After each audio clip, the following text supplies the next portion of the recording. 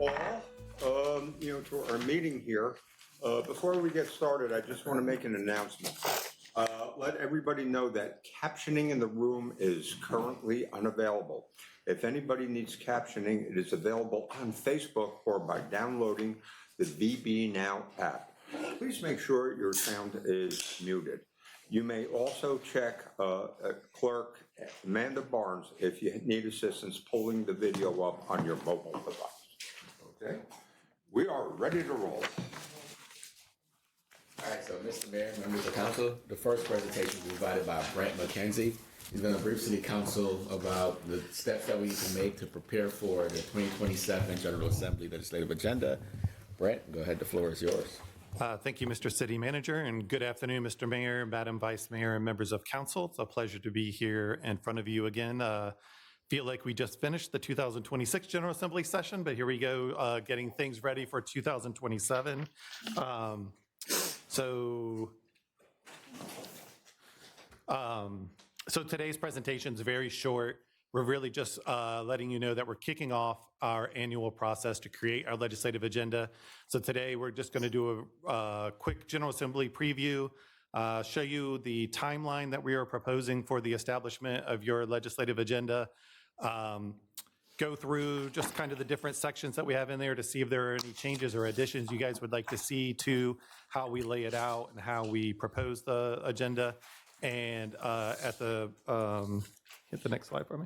At the conclusion, we'll be looking for your guidance, concurrence on the proposed timeline, guidance on the policy priorities that we set out, and any initial issues that you guys would like us to do some research on to bring forward in the draft presentation.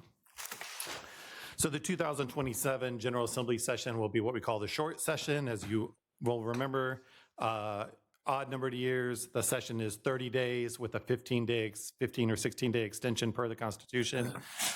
Even numbered years, they have 60 days. In the 27 General Assembly session, they will amend the fiscal year 27-28 budget that they just adopted. Session is scheduled to begin on January 14th, which is the second Wednesday in January, which is when they always begin. And it will set the stage for the 2027 General Assembly elections. As you likely know, all 100 members of the House and all 40 members of the Virginia Senate will be up for election in 2027. So here's the timeline that we've laid out. So in July and August, we will solicit all of our department directors and the council members for agenda request items. In August and September, we'll take all of those ideas and we will vet them for constitutionality and for budget impacts, working with the city manager's office, working with the budget and finance team. On October 13th, we will bring forward the draft legislative agenda. October 20th, we will hold a public hearing. October 27th, I'll come back before you to get some final feedback on the draft. And then on November 10th, we will bring it forward for adoption. As you will remember, I think it was 2 years ago, you guys adopted a city council policy on how the legislative agenda is adopted.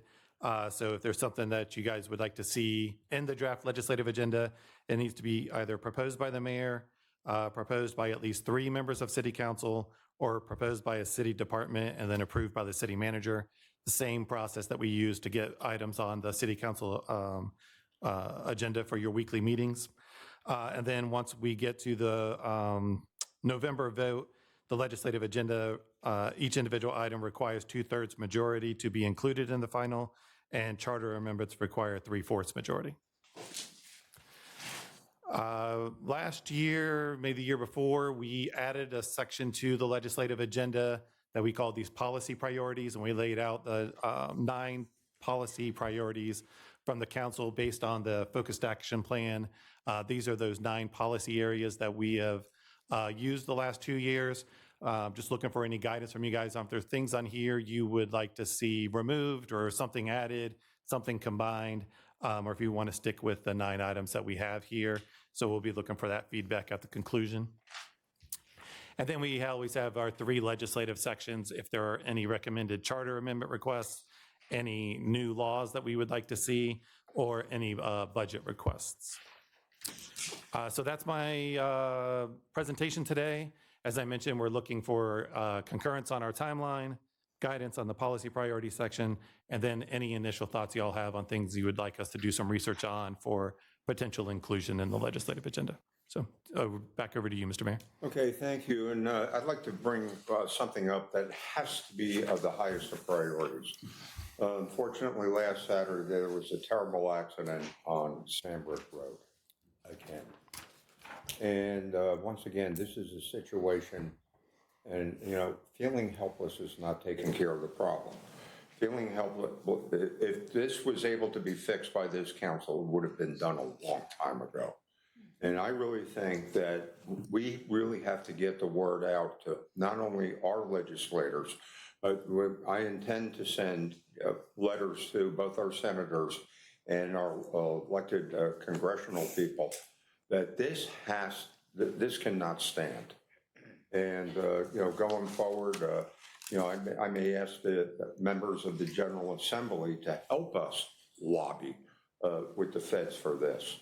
You know, it's hung up, I believe, with not only the federal authorities, but with environmental groups and things. But we've been dancing with this for, you know, far too long. And I'm thinking, Mrs. Henley, decades maybe? At least. Yeah. You know, ever since I've been on city council in 2004, we've been talking about this. You know, we're at the point with this is enough and enough, and we got to take whatever action, you know, it's going to take, and that type of thing. I Rosemary? couldn't agree with you more. This is the second time, this year that we've had this. And I know I spoke with Senator Mark Warner and told him this was a national security issue. And I tell you what, it you needs to be know, put on a fast track.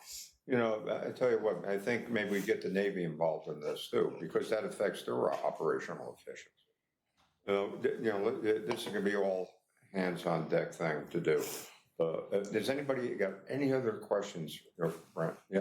Okay, let's go with Michael and then Stacy. Thank you. I don't have a question. I just have a comment, and won't be a surprise to you, Mr. McKenzie, based on a recent correspondence that we had. But the state established a mass violence fund a number of years ago, and then funded that with $10 million. And to my understanding, it's also been accruing interest during that time. But the state has not been able to identify an administrative framework for how victims of mass violence across the Commonwealth can access that support. So in other words, it's a 10-point-something million now that was meant to support victims of mass violence events, including those who were impacted by the May 31st tragedy. But people are not able to access that because the administrative framework has not been agreed upon. And I don't really, at this point, know enough about the legislation or the fund, although I have been contacted by people who advocated to establish that fund.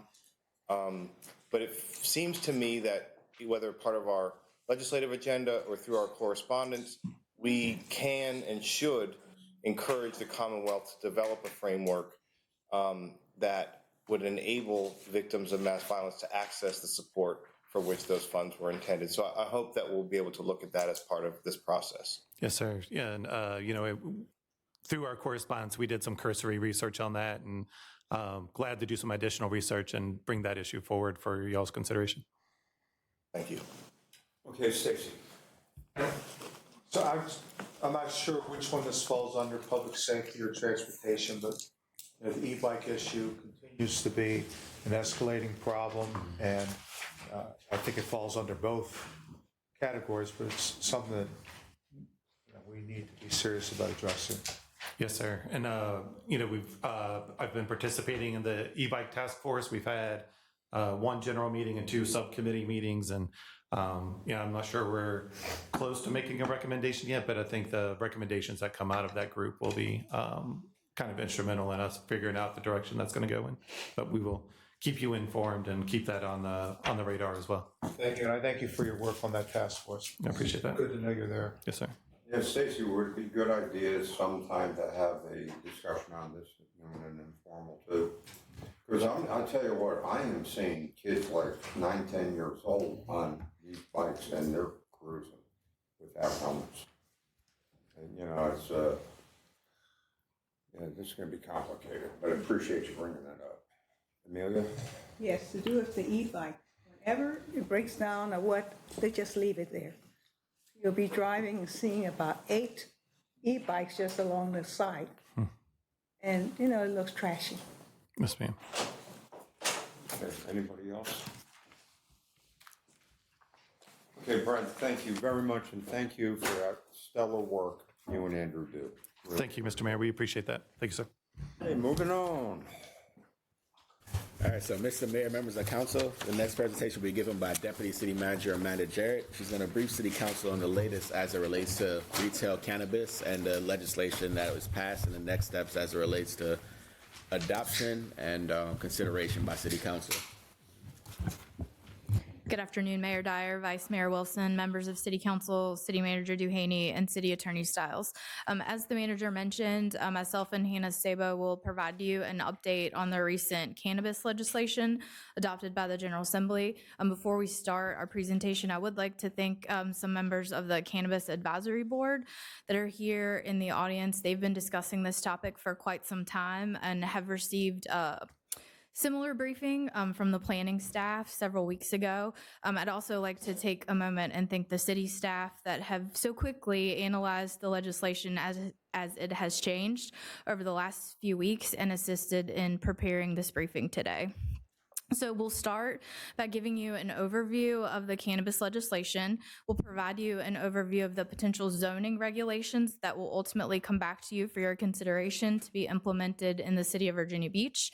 We'll describe to you the taxing authority that will be available to you, and then an overview of next steps, of course, seeking your feedback at the conclusion of the presentation. So currently, only medical cannabis sales are permitted in the Commonwealth, but the state code change will allow retail sales of cannabis starting in July of 2027.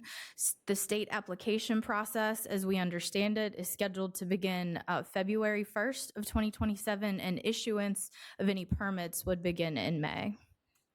So there is the Virginia Cannabis Control Authority, and they have certain designations provided to them. They will be issuing licenses. They will notify the local government of any preliminary license approval and provide localities with a 30-day window to provide any objection. They also will develop regulations, such as setting a limit of the number of licenses that are available in a locality, and potentially the minimum distance requirement between retail establishments or other micro businesses. So before Hannah walks you through the suggested zoning regulations, we'll walk you through the various categories that are being considered and permitted in the Commonwealth. So first is the cultivation. So this would provide you a license to cultivate cannabis, label it, and package it. There's several tiers that you can see here on the screen, and it does require that the licensee track the marijuana from seed or immature plant to the point at which it's transported, transferred, or destroyed. Second, you have the processing component. And so this allows the licensee to process, label, and package the marijuana or marijuana products. And so again, you can see that there'll be state regulations that will require tracking by the licensee and all sanitary and security measures to be complied with. Next, you have your retail component. And so this would permit the actual sale of the marijuana products, the paraphernalia, and other immature plants or seeds for consumers to utilize. This also would have state regulations associated with it that would regulate the age of the purchase, so 21 or older. There would be no drive-through sales, window sales or vending machines, no sales of more than 2 ounces during a single transaction, no internet sales platform that's operated by a third party, and you couldn't exceed 2,500 square feet of the retail floor space. Continuing this, it couldn't be located within 1,000 feet of any hospital, public or private or parochial school or institution of higher learning. So then you have your micro business category. This authorizes marijuana cultivation, processing, and retail sales. So this is, I would consider this a combination of the three categories that we just discussed. Again, you can see that they would be regulated by the state, and they would not be able to hold or control any other license and could only operate on the one licensed premises. So then you have your transporter category. Now this authorizes the licensee to transfer marijuana or those marijuana products or plants from a licensed facility to another licensed facility. Again, you see the tracking requirements that are a common theme throughout the various uses. Then you have delivery. So this would authorize the licensee to take marijuana or marijuana products from the retail marijuana store or the micro business to the individual, so to the consumer at their residence, including their temporary residence or a business. So then you have testing facilities. This would authorize a licensee to develop, research, transport, or test marijuana products. Again, sanitary and security standards would be required. Now, the City of Virginia Beach is allowed to adopt zoning regulations for each of these uses. We've described to you what the uses are, and now our zoning administrator will walk you through what the suggested regulatory requirements would be. Welcome. Hello, thank you. I'm Hannah Sabo, zoning administrator. So when we're looking at how zoning regulates uses, that can be done in a couple of different ways. The most restrictive option would be to require a conditional use permit within each proposed district, and that would require that every location would have to go through Planning Commission and City Council prior to being permitted. We can also add site-specific conditions in that case. The least restrictive option would be to permit these uses by right in each proposed district. Applicants would still be required to go through an administrative approval and comply with those regulations codified in the zoning ordinance. Within our zoning ordinance, the city has the authority to regulate the following in respect to the use. We can regulate the hours of operation, distance from other uses, which district the use is permitted in, and then how that use is permitted, whether it's by right or with a conditional use permit, the size and type of signage, building size, location on site, and then the security plans. The next group of slides, I'm going to go over staff's recommendation for each of the uses and related to cannabis. So starting with cultivation, staff's recommendation is to permit cultivation by right within the agricultural and industrial districts. This map is showing the parcels that are currently zoned AG1, AG2, I1, and I2. And I know it's kind of hard to read, but I wanted to get the whole city in there. So the red is showing all of those currently zoned districts, currently zoned parcels. And with that, the recommended regulations would include restrictions on signage, compliance with all state regulations, and then a security plan be submitted to the police department. Looking at processing, staff is recommending processing be permitted in those same districts by right, both agricultural and industrial. Proximity to the cultivation was what we were looking at. And then staff's recommended regulations are going to be the same, which is restrictions on signage, compliance with all state regulations, and then a security plan to be submitted to the police department.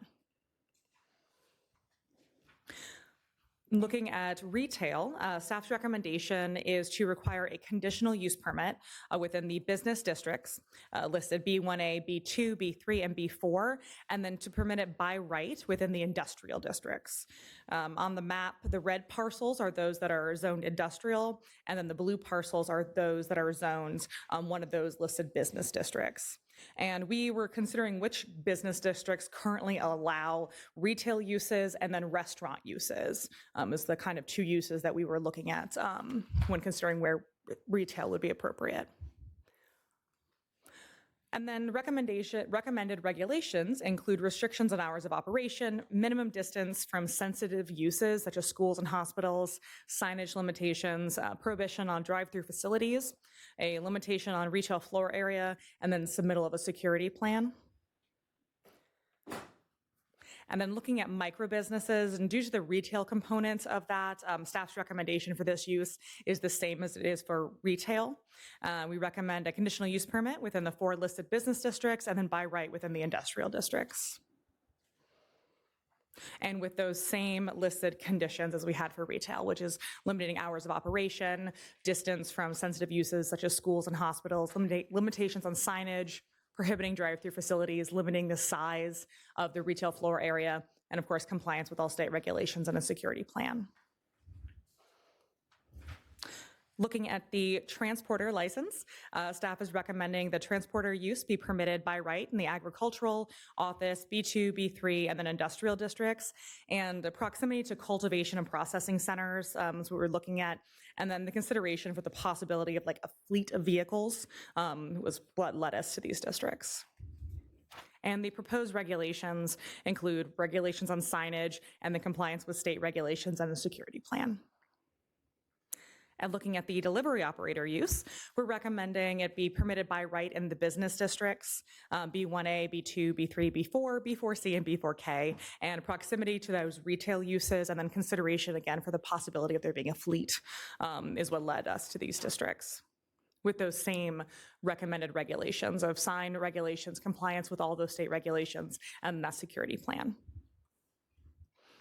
Looking at testing facilities, staff is recommending that it be by right with a condition, in the industrial districts, and then permitted with a conditional use permit in the agricultural districts, and then the O1 and O2 office districts. With the same staff recommended regulations, where we're looking at sign regulations, again, compliance with all those state regulations, and the security plan to be submitted. And then I am going to hand it back to Ms. Jarrett. There's any questions on those. Okay, Michael. Or did you have, Just a few more, sir. So with regards to consumption, despite the changes that we were just discussing, public consumption will still remain not permitted in the Commonwealth. The current fine, as we have previously discussed, is $25. That will increase to $250 effective July 1st, 2027. The city may consider adopting an ordinance that prohibits use in public parks, playgrounds, public streets, or any sidewalk adjoining a public street, and the locality may dictate what that violation of an ordinance would be. Operating a vehicle while under the influence is not permitted in the Commonwealth, and consumption would only be allowed on private property, and that is with the owner's permission. With these changes, Virginia will be the 24th state, in addition to Washington, D.C., to allow recreational use of marijuana. Out of those 23 states in D.C., all but 4 do not allow public consumption. And the 4 that allow public consumption have limited areas similar to what you would find with smoking areas. So we will be working on a messaging campaign with our city communications office, describing those things that we just discussed with you, that while it may be permitted and there are these various businesses and uses new to our community, the public consumption remains not permitted, and walk individuals through the changes as they will be new for everyone that's a resident or a guest in the city of Virginia Beach. So it'll be unified messaging. Again, our city communications office has been discussing this as a result of the changes when we were made aware. We'll develop a timeline and a strategy to provide consistent public updating through as we approach 2027, and we'll be preparing our citizenry for safe, responsible, and community-aligned use of cannabis. Again, the Cannabis Advisory Board has been discussing this issue for quite some time, and will be a wonderful resource to push out public engagement and messaging as well.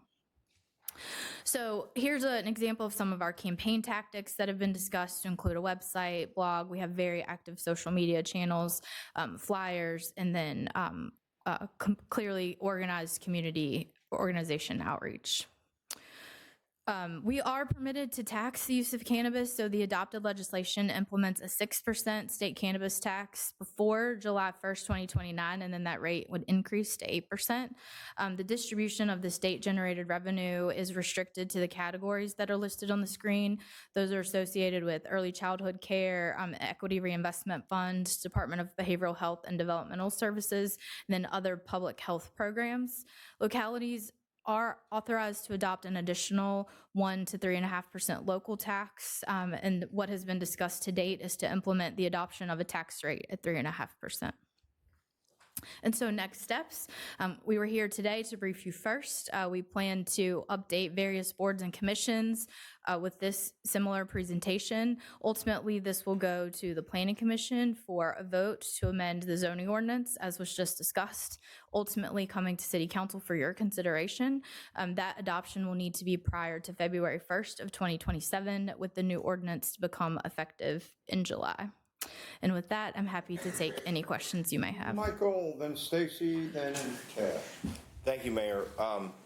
Well, thank you for the presentation. I want to join you in thanking the members of the Cannabis Advisory Task Force who have been working diligently for years now to best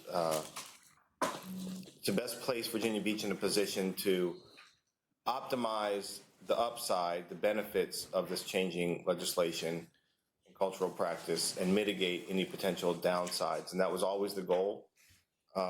And so I want to join you in expressing my appreciation for their efforts, as well as the robust staff support that has been part of it too. Of course, there have been representatives from planning and the police department and the schools and social services and a wide variety and array of representation of city services and departments and agencies in support of this work.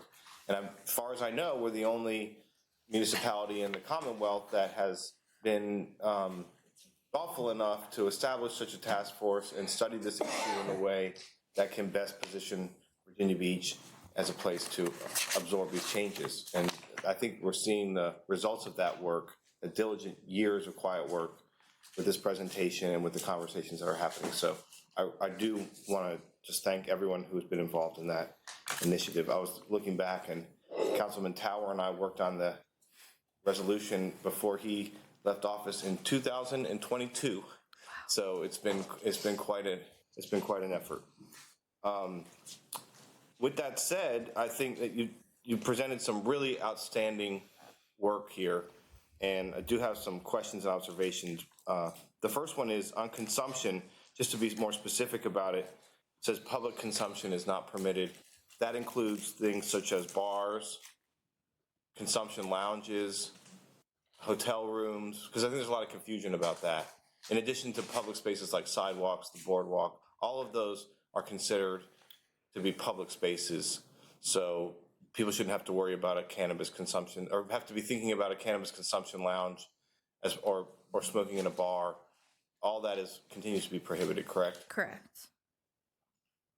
And then on the tax rate, that's one thing I think, and I hope we have a chance to talk to the members of the task force. I would have some questions before establishing a tax rate about what are the neighboring cities, what tax rate will they establish, and maybe we know what conversations are taking place about that. And then also, and I've heard this from a member of the commission who's very, very much an expert on this topic. You know, you don't want to set it, you may not want to set it at the max to be competitive. On the other hand, Virginia Beach is a market and people are going to be here. So I don't know, you know, it may require some additional analysis. No, Patrick can answer your question. So the mayor and the mayor and I, we meet quarterly or every 2 months with the city managers and the mayors of the cities of Hampton Roads, and they've indicated that they're looking towards a 3.5 as well. So there seems to be unanimity, consensus, okay. around 3.5%. That's good to know, because a regional approach on that, I think. And the part of the upside has always been known is the tax revenue that could come in that could offset some of the other expenses that we know exist. And then finally, I just have a question about, and this is just like maybe a personal opinion or something I think we should look at. But first of all, how many retail licenses do you anticipate they would be issuing for Virginia Beach? So as I understand it, the total number of licenses that will be issued across the entire state will be 350 retail cannabis licenses. I understand that it should be proportionate to how you have ABC stores regulated, but it's 350 retail licenses issued across the entire Commonwealth. Hard to say. It's hard to say at this point. That's something that we'll actively track. I do believe it will also be dictated by the interest because that application process does open February 1st. And so they would review those applications again, like across the Commonwealth, knowing that they can only issue 350 at this time. So I guess one of the reasons I'm asking that question, I don't want to throw out a number, but I will anyway. We call it maybe 30, maybe distributed by population, or we're trying to do some math. That would seem reasonable. Maybe something like that.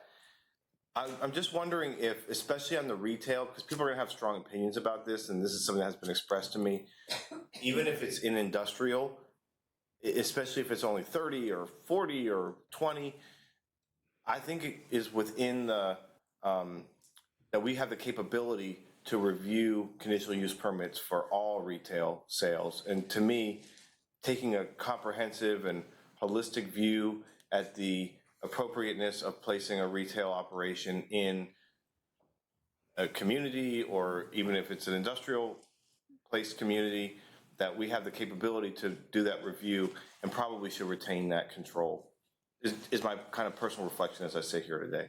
Thank you for that feedback. Thank you. Hey, Stacy. I'm like way out of my realm here, so forgive me if this question doesn't make sense, but on the zoning, there seems to be a disconnect between cultivation, processing, and testing. It seems to me that testing would go hand in hand with cultivation and processing, but the cultivation and processing would, in many areas, would be by right, but for the testing would require an SU or CUP, and so I just wonder why the disconnect there. Yes, thank you.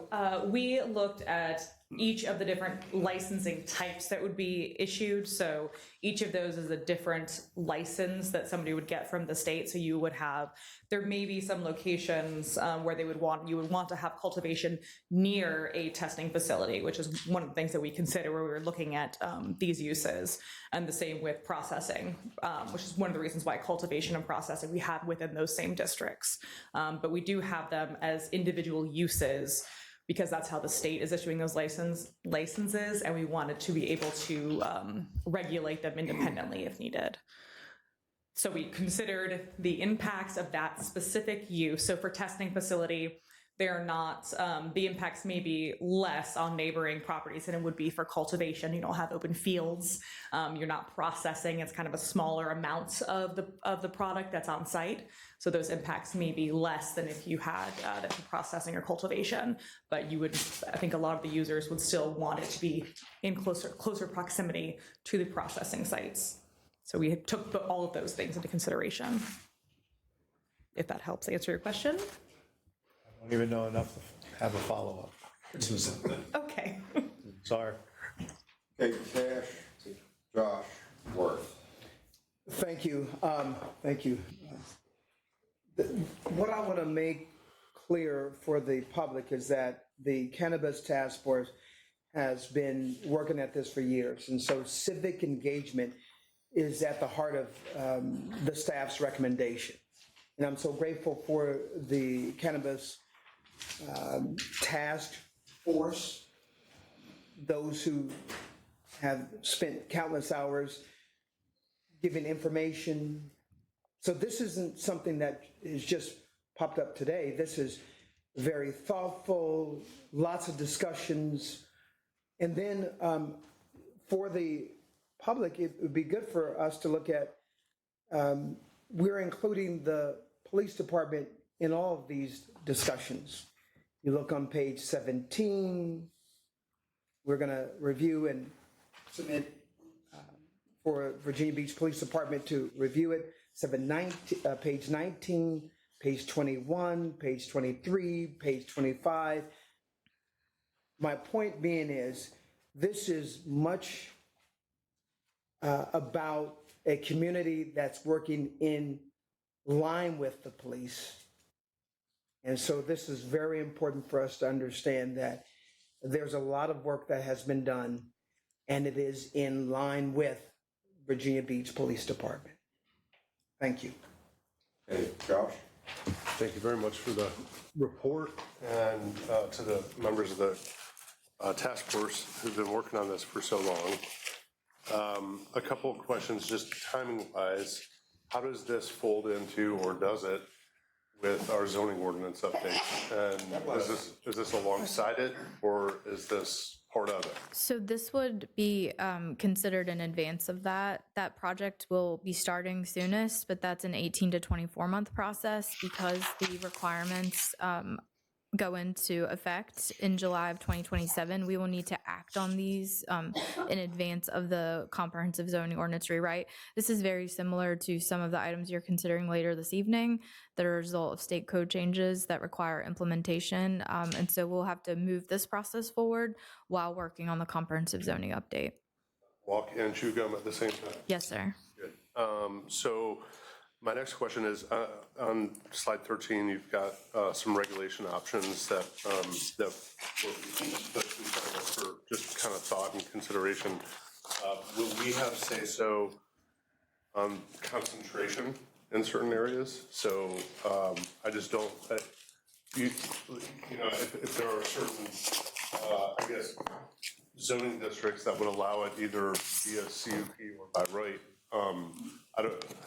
I don't know that we would want a bunch of them in one area concentrated, so I don't know if that would be an element of consideration. So I'll start and then ask Hannah to come and explain further. We do believe that the Virginia Cannabis Regulatory Authority will restrict the proximity from one retail facility to the other. So that will be a part of the state regulations that will be required to implement locally. And I'll ask Hannah to expand if I missed anything. Yes, we can restrict the distance from the different retail facilities so that they're not right next door to each other. So we can do that to limit, make sure that they're not all clumped together in one area. And then, of course, with the conditional use permit process, you could also look at the proximity to other facilities. Okay.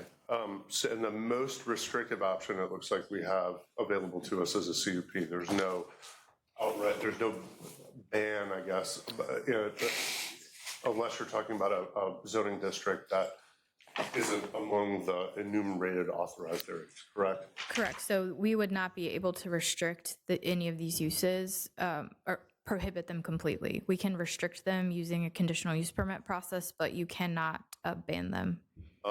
And by right, in certain areas, I've got that same kind of question about concentration and maybe some of the unintended consequences where if we just let it go unfettered or without any kind of review whatsoever, we might have some of those unintended consequences, increased concentration in areas that may not necessarily be appropriate. So I just want to throw that out there, or just letting it get away from us a little bit. You know what I mean? And then I guess the last question I have is on the sales tax, 6%. Is that 6 all to the state, or do we get the 1?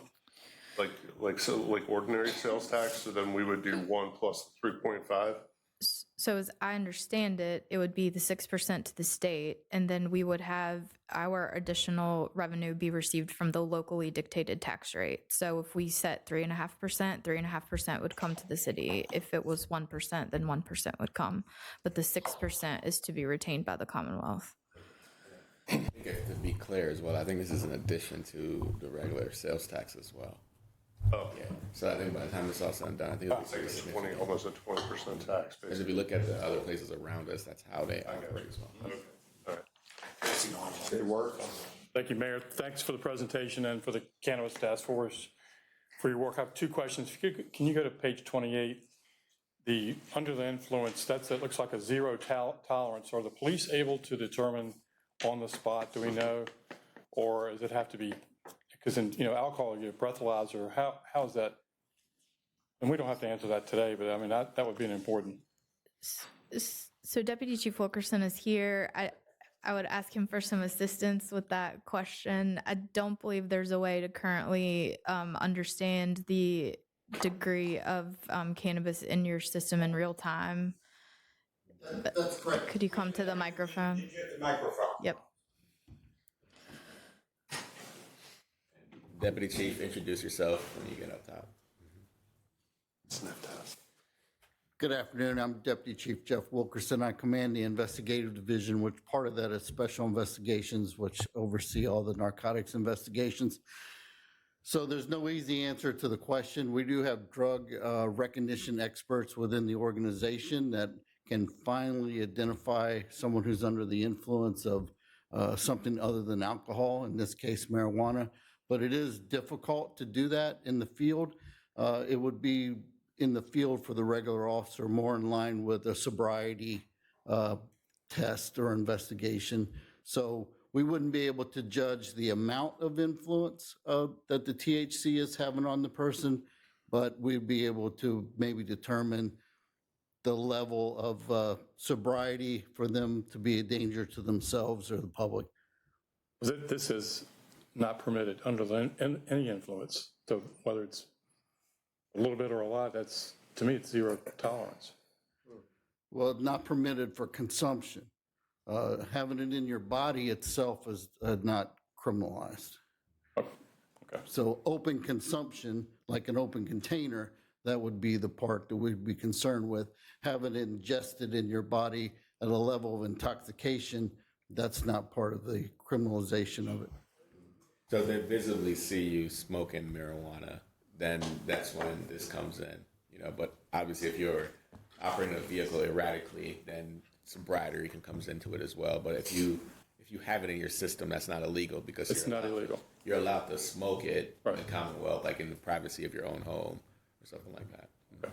But if you're intoxicated and it's visibly intoxicated, and we can somehow discern that, then that's a different. Okay. And then just one second question. To me, also, like it or not, I think this also is an economic development opportunity. And to what degree do we, as a city, want to be educated on that? And I mean, you've got micro business, you got retail sales, you got cultivation, you got light industrial cultivation and processing. So I know it's early on, but I would just throw that out there. Absolutely. So economic development has been staffing and assisting the cannabis task force from day one. And so representatives from that office have been working with the task force, are educated on the state code changes that have currently been authorized, and will be working alongside the task force and the rest of the city team as we implement these uses in the city of Virginia Beach. Okay, Amelia? Thank you so much for the presentation. I'm looking right now at the town center, which is, kind of congested in its way, and this happening. How are you all going to monitor a situation like that? Because I'm looking at where you have plants growing. Are you going to have a special little group of people checking that for the 21, the sharing? Is the page you have with the green. 21. Oh, the messaging. Okay. The messaging, where you have the growing possession and so forth. Within that area, it's not as, open. And when we have the New Year's and so forth, things come up. Dr. Ross, I think, Amanda, you may know a little better than me because you might be closer to it, but some of this stuff will be for the Cannabis Control Authority, similar to ABC, right? The city doesn't necessarily regulate alcohol sales and use or by businesses and stuff like that. That's the ABC. Some of that stuff will fall on line with that entity that's going to be set up by the state to regulate it as well. Because we see for the vapes, how many stores have cropped up almost everywhere, every corner. There's a lot of work that's going to be done for this. Yes, ma'am. So the manager is correct in that there will be a state authority very similar to the ABC board. So the state is in the midst of staffing that group up and providing them with resources. This has evolved quite quickly, and so that is a process. We will be actively engaged with that team. I was able to sit in on a discussion that their current staff had with our Cannabis Advisory Task Force several weeks ago, which was very educating. So there will be the state authority and state regulation, again, like very comparable to the ABC staff. Again, it will take some time for the state to staff that office and provide them with the resources necessary, but they will be a controlling authority. And then, as Ms. Sabo indicated, we will have these local processes and ordinances and work very closely with the planning staff and the police department. So just as when we receive other zoning complaints and staff goes out to check and make sure that they're in compliance, we'll be doing the same here. This will be quite a learning opportunity for all of us as we work swiftly to implement these guidelines and work towards enforcement. Okay, and I also want to give a shout out and thank you to the MBC, the Minority Business Council, because every meeting they have someone designated, there are two of them, to report what's going on. And they're very diligent about that. I just wanted to share. Thank you. Okay, and let's go with Josh and then Stacy. One more quick one that, as Councilwoman Ross Hammond was talking, does anything in the legislation prevent a private property owner from disallowing that particular type of use in their leases or in their private development? So we might allow it, I guess, by zoning category or classification, but is it up to the private property owner whether or not they want to have that type of use in their property? So as I understand it, the current language indicates that consumption is only allowed on private property with the owner's permission. And so I would ask for a more broad legal opinion, and I'm happy to follow up with you on that. Stacy. Another quick one. Currently, the fine is $25, but it escalates after the second or third offense to a misdemeanor and then go to, I guess, required counseling or drug intervention. Is that going to be the same when it goes to the 250? Are there still going to be escalators like that? Yes, as I understand it, there will be. So the fee will increase from $25 to $250, and then as you receive multiple offenses, the degree of severity will increase. Okay, anybody else? Thank you all very much. And to liaisons, thank you all for your hard work. And it took a while, but we're here. Okay, if it's okay, I'll get rolling with the liaison reports. We're delighted to report that yesterday we had the first meeting of the Virginia Beach Safety Task Force. And I want to thank Monica Shapiro for putting together a wonderful presentation. And once again, we have 19 people on this. We have a delegate and we have a senator, and we have a very eclectic group that represents the broad spectrum of our city. And yesterday we went over the ground rules, and I'll tell you what, we have an engaging group of people that I really think is going to be very good. And then toward the end of the month, Dulcino Miles is going to be hosting 3 external events for community consumption. One is going to be for just pure community, but then we're going to have another one for businesses and oceanfront, but then another one for civil rights and faith-based organizations. But once again, I think it's something that's kind of needed right now, and we're going to move forward with that.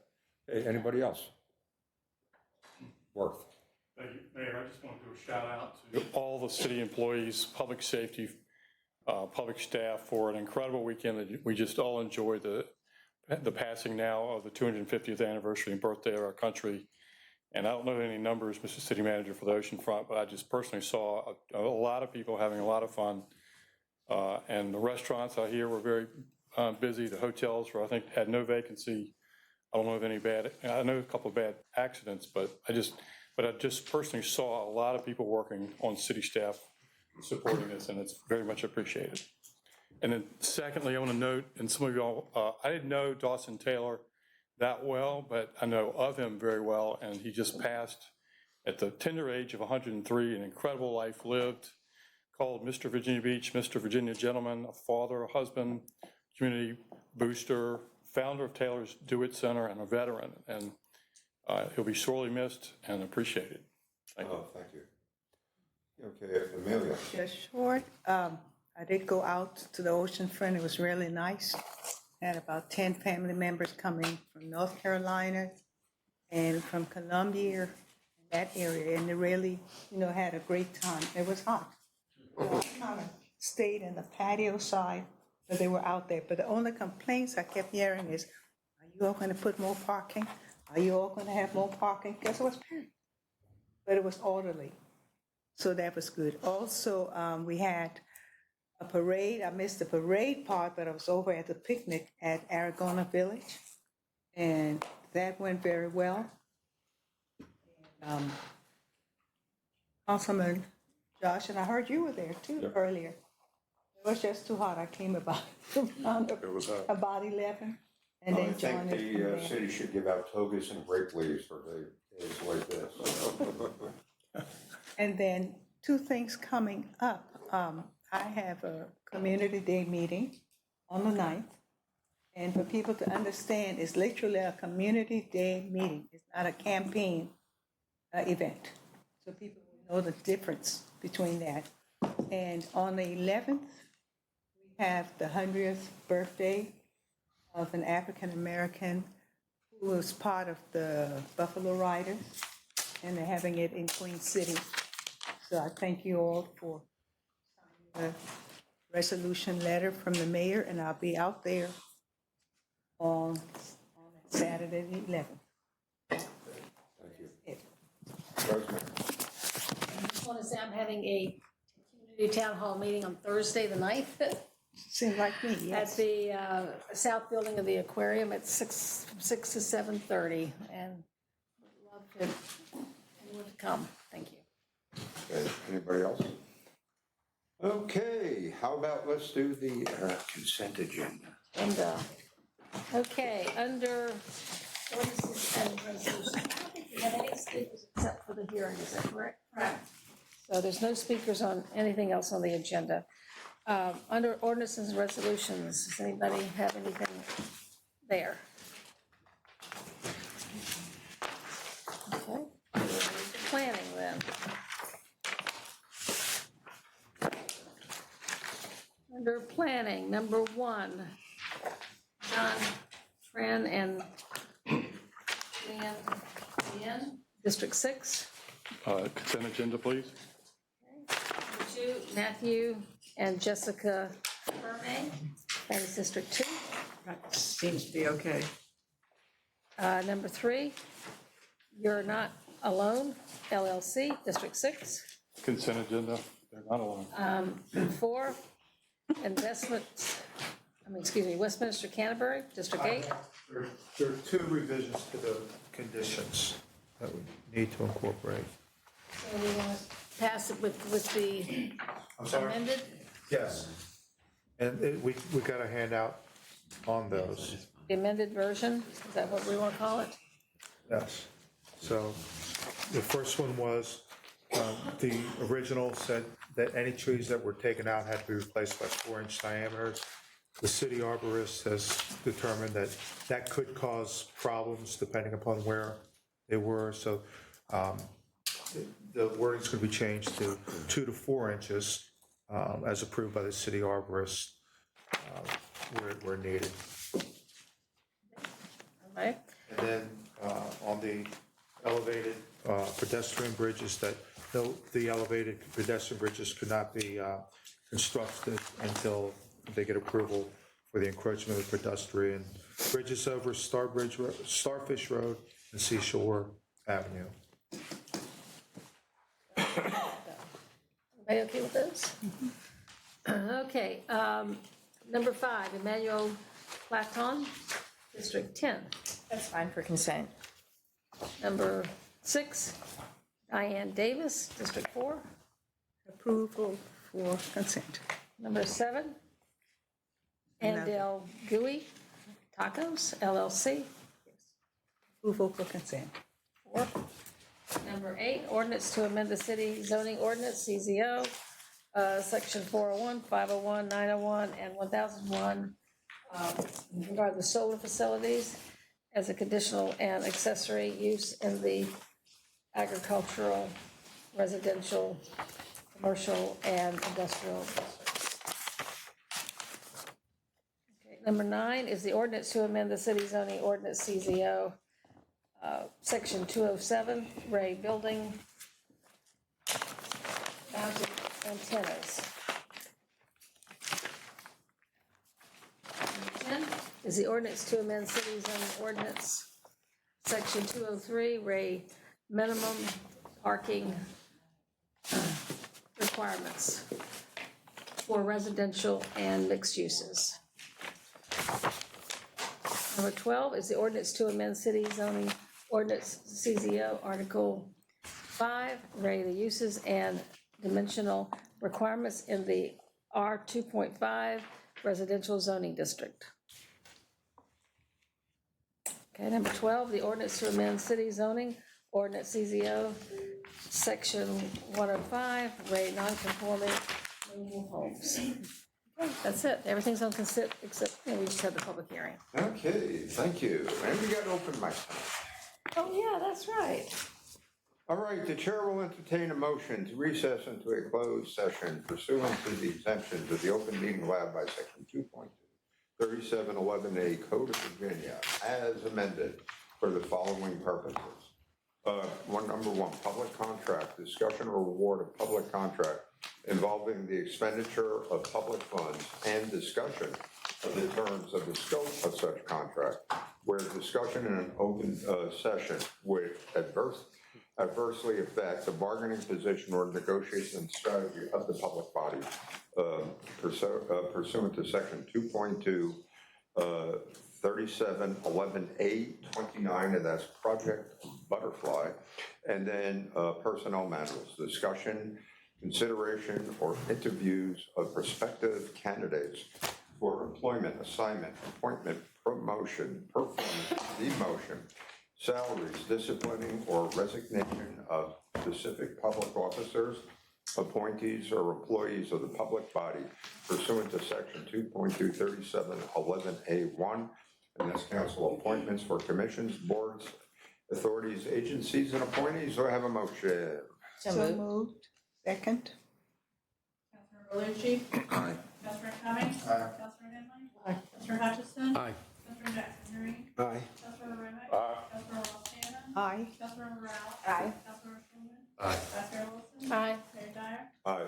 11-0. Okay, we are recess into close. Okay.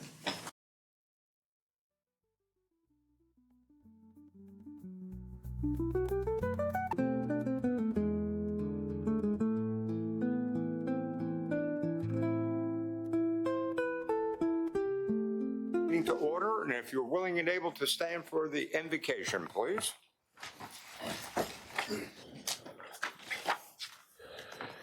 Heavenly Father, you are always with us and beside us. Be with us this evening as we consider the affairs of our great city. Give us the patience to listen, the wisdom to decide, and the strength to act. Amen. And may I ask for a moment of silence to honor all those who have paid the ultimate price to protect our city and our nation.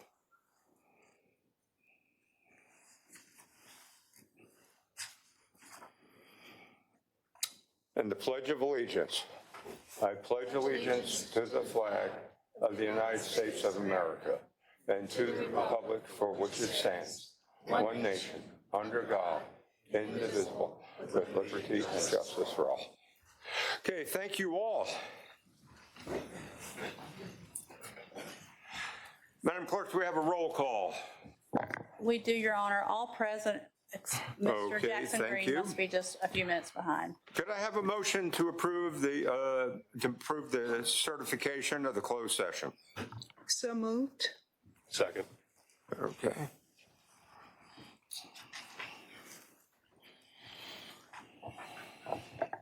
The vote is open.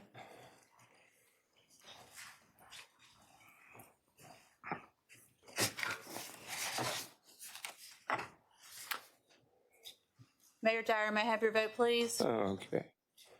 There we go. Thank you. By a vote of 11-0, you've certified the motion to recess in accordance with, you've certified Okay, closed and session to be then, in accordance with a motion to recess. okay. And then, I'm do the minutes, and then I have a little announcement. Could I ask for the approval of the minutes of the informal and formal sessions of June 16, 2026, and the special formal session of June 23rd, 2026? So moved. Second. Okay? Mr. Mayor, I have to abstain from the June 16th meeting. Okay, thank you. The vote is open.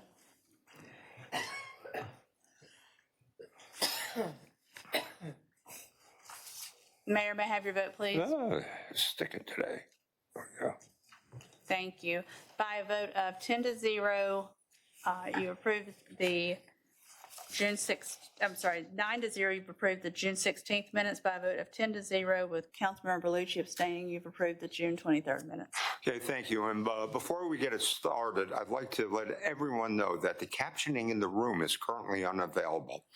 If anyone needs captioning, it is available on Facebook or by downloading the VB Now app. Please make sure your sound is muted. You may also see the clerk, Amanda Barnes, if you need assistance pulling the video from your mobile device. Okay, at this point, once again, we have a special presentation, and it was a resolution of recognition for Dr. Judy Jankowski, and we're going to ask my dear friend and colleague to read it for me. Thank you. Thank you, Mayor. And I would like to invite Dr. Jankowski to the podium. And the mayor often begins this part of the meeting by stating that it's really a pleasure to recognize those who deserve to be honored. And Dr. Jankowski is certainly among those who's worthy of recognition and our appreciation, especially during this, as you'll learn, milestone in her professional life. And so I want to welcome you and also folks from the Chesapeake Bay Academy community to your City Hall. And it's my honor to read this resolution on behalf of our City Council in recognition of your decades of service.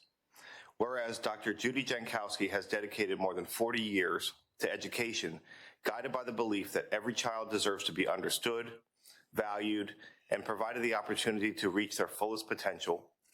And whereas Dr. Jankowski began her career in music therapy before discovering her passion for education through her work with children with exceptional learning needs, shaping a lifelong commitment to individualized instruction and student access.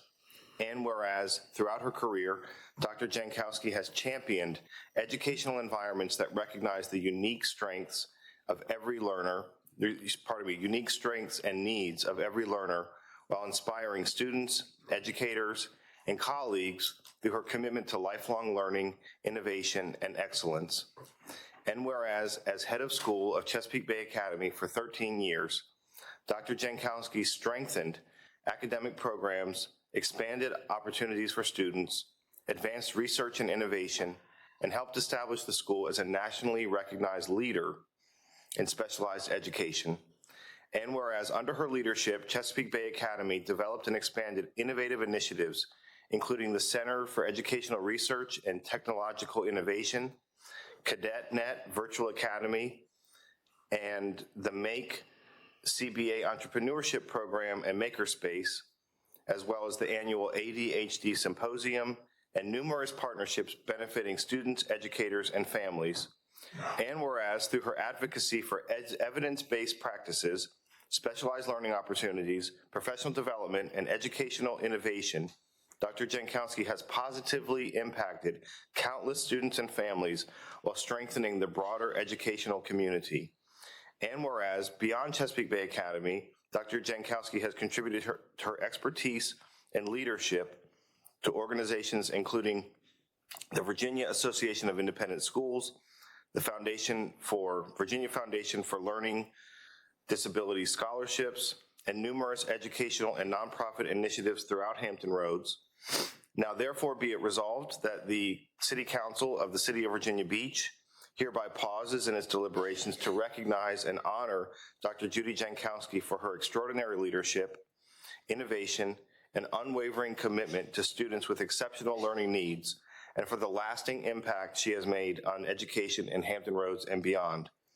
And be it further resolved that the City Council extends its sincere appreciation and best wishes to Dr. Judy Jankowski for her decades of service, her enduring contributions to Chesapeake Bay Academy in the field of specialized education, and the remarkable legacy she leaves for generations of students, families, and educators.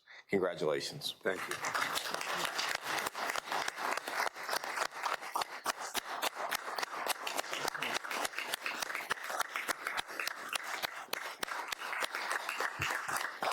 Congratulations, thank you. The mayor and I, along with any other council members who would like to, are going to join you for a photo. And then when we get back, we'll invite you to say a few words. And thank you and congratulations.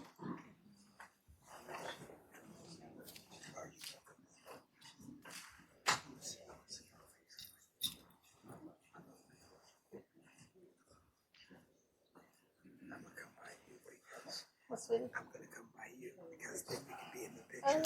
Oh, you got my nanny. My little buddy. That's right. That was a shameless photo.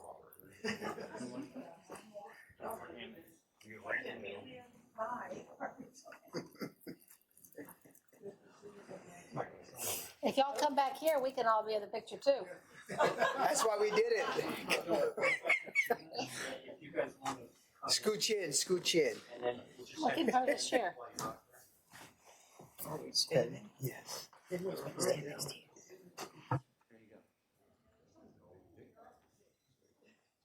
as a picture. No pun intended. None at all. I think he was talking to you. Congratulations. Thank you very much.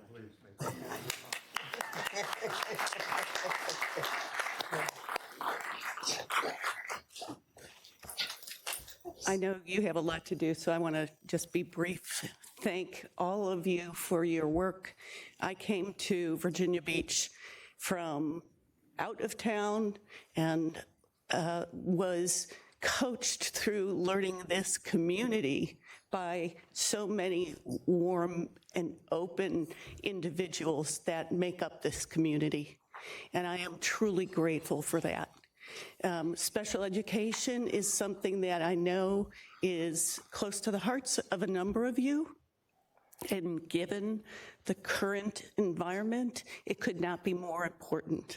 So I put out there that partnerships across school settings are significant to all who participate.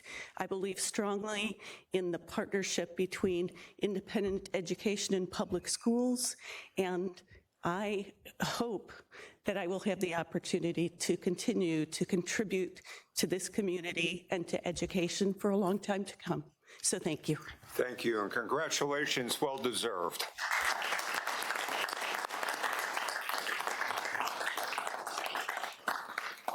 Okay, folks, we have a very important topic on the agenda tonight. We want to make sure everyone is heard. So we're going to change things up, and Madam Vice Mayor, we're going to do the consent agenda first. We're going to do the consent agenda, and then we're going to do our public hearing. And it's a very long one, so just bear with me. Okay, ordinances and resolutions.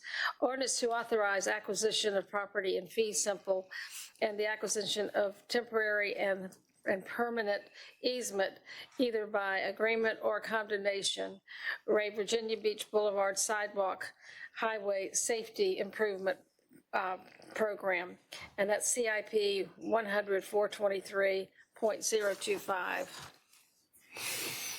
The ordinance to modify the boundary of the Old Donation Neighborhood Dredging Special Services District, and remove one property and authorize the refund of SSD levies.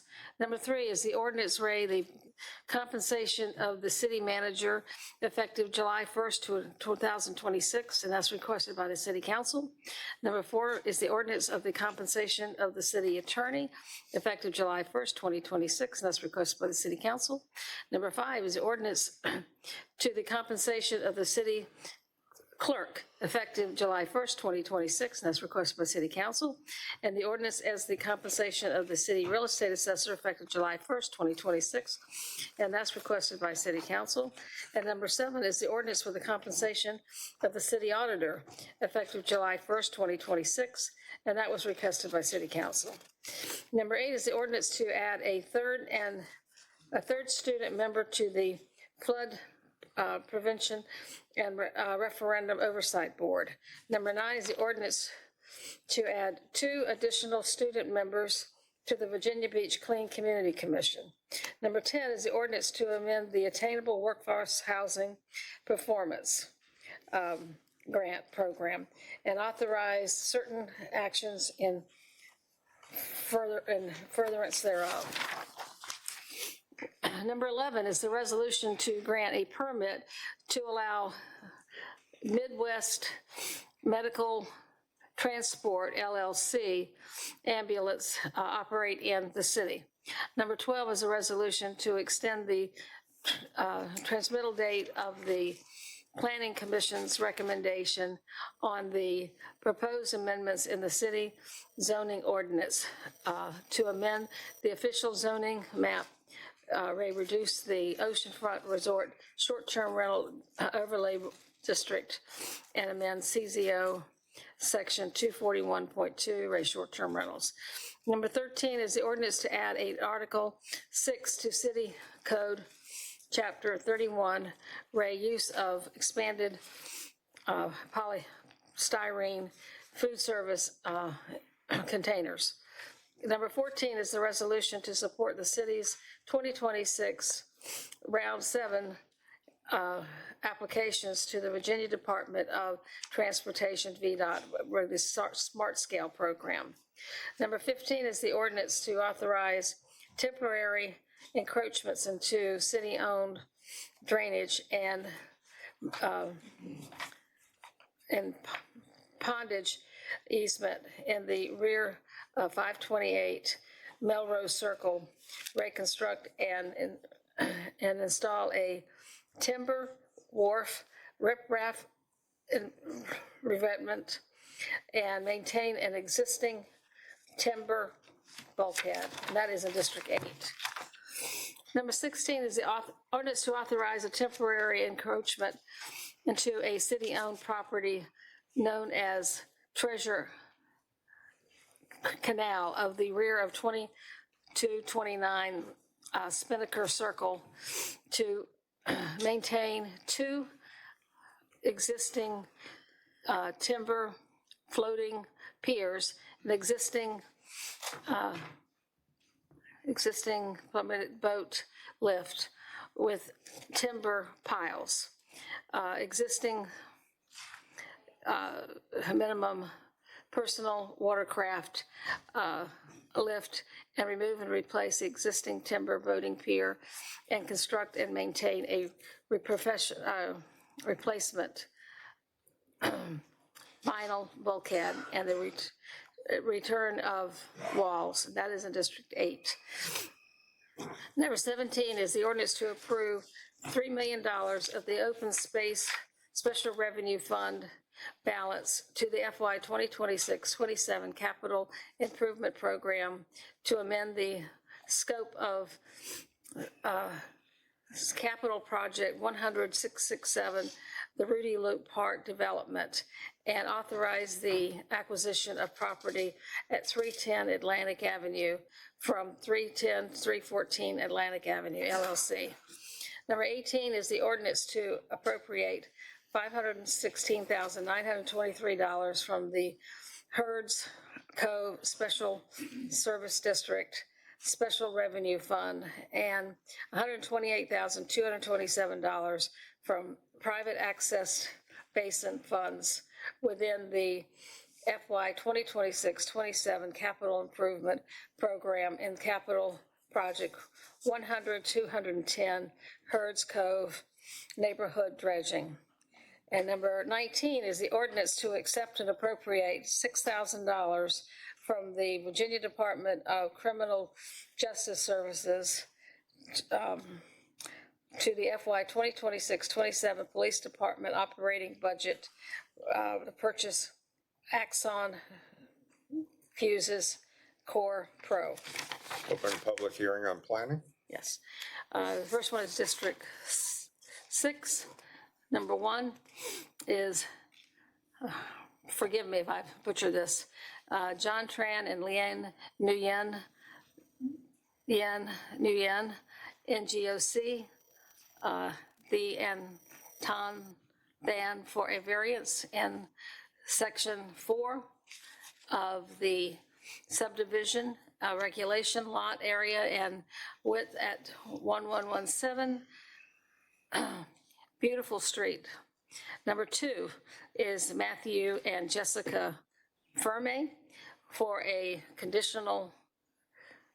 for a modification of conditions and a conditional use permit, Ray the home occupant at 1492 Back Bay Landing Road. That's in District 2. Number 3 is You're Not Alone for modification of conditions to a conditional use permit, Ray short-term rental, Ray at 207 29th Street, and that is in District 6. Number 4 is the Westminster Canterbury on Chesapeake Bay for a modification of conditional use permit, Ray construct a 4-level parking structure at 3100 Shore Drive, and that is in District 8, and there is a revised amendment. Number 5, Emmanuel A. Planton, Glasson Properties, LLC for conditional change of zoning from conditional R5D, resident district by conditional light industrial district 8. Conditional use permit and automobile repair. Number 6, Diane Davis and Virginia Hickory Associates LLP for conditional use permits, Ray Adult Daycare at 215 and 241 Expressway Court, that's District 4. Number 7 is Andel Kiwi Tacos LLC, Stella Gomez and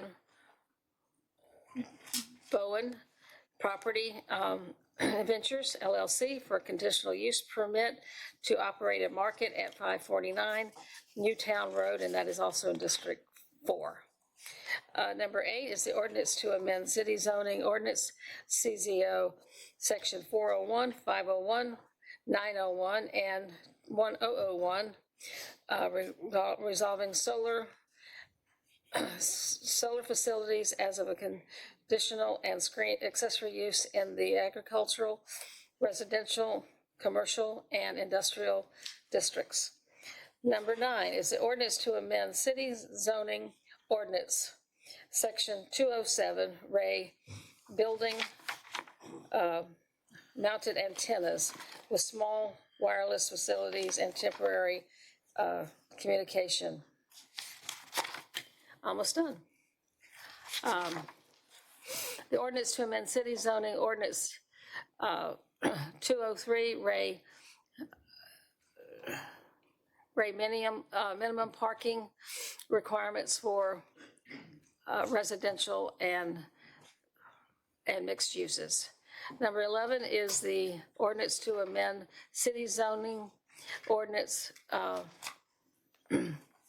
Article 5, Ray uses and dimensional requirements of the R2.5 residential zoning district. And the last one is number 12, the ordinance to amend city zoning ordinance CZO section 105 in non-conforming mobile homes, and move for approval. Okay, second? Okay. Any discussion? Let's open the vote. The vote is open. By a vote of 11 to 0, you have approved the consent agenda as read by Vice Mayor Wilson. Okay, we're going to get ready to go to the public hearings. I'm just going to read a script for speakers. I want to remind everyone that the City Council speaker policy allows certain representatives of groups to speak for 10 minutes, but that applies only to planning items. All other speakers, whether speaking individually or on behalf of a group, will have 3 minutes to speak on a single item. Speakers are reminded that the comments during the formal session of the meeting must be limited to the subject of the item that is being considered by council at the time. In this case, it's a public hearing. Finally, I'll call upon all speakers and all persons in the chamber to be civil in their discussion and decorum. Whatever views you hold and wish to express, the City Council wants to hear from you and to ensure all viewpoints and all persons are respected. The best way to do this is for all of us to strive for civility and respect. The first public hearing will be the proposed ordinance to add a satellite absentee location at Princess Anne Library and remove the satellite absentee location from the Myra Opendorf Central Library. Are there any speakers? No speakers, sir. Okay. May I make a comment? Yes. I would like to thank the Electoral Board for recognizing that this move of the early voting and the registration all the way up to Studio Drive left the folks down at Creed's and in the southern part of the city a long way away, and I'm sure was going to have an effect on their early voting and registration. By doing this, they have at least provided a place in the southern part of the city at the Princess Anne Library for early voting, and I hope they'll be able to find a place in the southern part of the city for folks to register to vote too, because it's a long way from Creed's to Studio Drive. So I really thank them for looking at this and trying to work it out. Okay, thank you. Moving on now to the declaration and sale of excess property. Approximately 300 plus or minus acres at 2500 Tournament Drive, known as Virginia Beach National Golf Course, to the Dragus Associates. Can you start calling the speakers? We have a presentation first. Oh, wait a minute. We have a presentation first. Emily? My apologies. No problem. Good evening, Mayor, Vice Mayor, members of City Council. Thank you for having me. This is similar to the presentation that was presented on June 16th at your informal session. With additional feedback that we have, questions we have received since that time. So pictured on the right in the image is the clubhouse for Virginia Beach National Golf Course. The golf course is owned by the City of Virginia Beach, the land, and there's a lease to VBDA, the Virginia Beach Development Authority, which has a management agreement with Virginia Beach Golf Club, who operates the facility. The operator's term expires at the end of this year in December 2026. Location-wise, if you're not familiar, is at 2500 Tournament Drive. It's approximately 350 acres. It's used as an 18-hole, 7,432-yard course, par 72. There is, on the left-hand green outline, a junior golf campus run by the YMCA. In February of 2026, council directed the first tee be transferred to the YMCA. That subdivision is in process and transfer is pending. I'd like to point out in the red on the image on the right-hand side is about 42 acres that is outside of the ITA overlay and noise zone ordinance. A little bit overview of the golf course in the background. The City of Virginia Beach leased the property to the Development Authority in 1997 for the development of the Tournament Players Club, TPC. There was a cost participation from the city at that time at $3.5 million for offsite infrastructure and drainage improvements. The city then purchased the course outright from TPC in December of 2006 for about $4.5 million. The VBDA and Virginia Beach Golf Course then entered into that management agreement that expires at the end of this year in 2007. Fast forward a little bit, in October 2023, an audit report was done of the golf course, which found numerous items in disrepair, including stormwater facilities that were given serious or degraded ratings, a clubhouse that had some issues with along the roof line, mold in the restaurant and caused by leaks throughout, and a non-functioning HVAC unit system, including one in the kitchen that had not worked for quite some time. In response to that, the VBDA conducted full facility condition assessments and appropriated about $1.8 million of land sale proceeds to address $7.7 million in capital repairs, some of them that were capital repairs that were identified in those facility condition assessments. Since that time, VBDA has replaced the full roof of the clubhouse, the complete HVAC system, and recently completed improvements to Lake One, which serves as the outfall for the entire course's drainage system. On the screen are two side-by-side aerials that show the course in 2005 and then in 2020-25. The course was designed by preeminent golf architect Pete Dye, but it's not what it once was. Over the 20 years, you can see the sand pits or the waste traps or the bunkers have overgrown to the image on the right. Erosion is destabilizing the lake edges. The cart paths are deteriorating, and overall golf course has been diluted, lessening the challenge for players and reducing the overall quality of the course experience. On the screen are as a financial summary of how the current operation and cash flow works. The operator pays operation payments to the city and VBDA. VBDA uses their portion, it's about 5% of gross revenues, to address capital repairs. And then there are profit sharing over $100,000 to the city as well.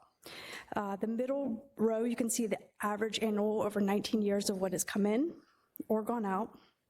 And those total about, or average, on a 19-year average, about $230,000 per year. And then you can see the totals at the bottom, which over the 19-year period is about $4.3 million total that has come in to the city. You can see the red up there is that VBDA's capital maintenance portion, which I mentioned. They are funding, using every bit of those dollars to address the capital maintenance repairs, and it's not adequate for the current level of maintenance needed. So following mounting capital expenditures and unsolicited interest from two different parties, City Council authorized the RFP in September of 2025.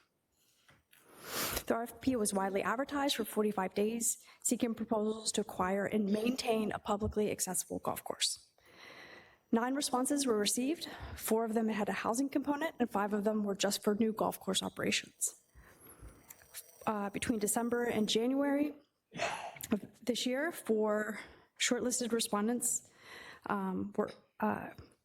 were interviewed. 4 of the 9 were shortlisted. 2 with a housing component and 2 with just golf course operations. Those shortlisted respondents were interviewed in January and February of this year by a review committee, and the results were taken to council in February, which authorized the negotiation of a term sheet with the top-ranking respondent. Dragas Companies was the top-ranking respondent. Their proposals rose to the top based on the team credentials. Of all the proposals, they had the most investment in revitalization of the golf course. They had the greatest fiscal impact and the most diverse and affordable housing types. Dragas is a known home builder in the area for quite some time, but new you might not be familiar with is Century Golf Partners. They are the green box on the left. They manage over 62 golf courses nationwide, including PGA West and Walt Disney World Golf Course. Timothy Liddy and Associate, orange box on the right, worked with Pete Dye for 28 years and has renovated over 53 courses, including 30 Pete Dye courses alone. The proposal maintains Virginia Beach National as a public course, restoring it to the Pete Dye world-class status and increasing sports tourism potential. The course, a public course remains, and no changes may be made to the use of the course without City Council action for 99 years. The project provides positive real estate tax benefits to the city and additional diverse housing types at mixed income costs, achieving a key city priority. The proposal is shown on the right.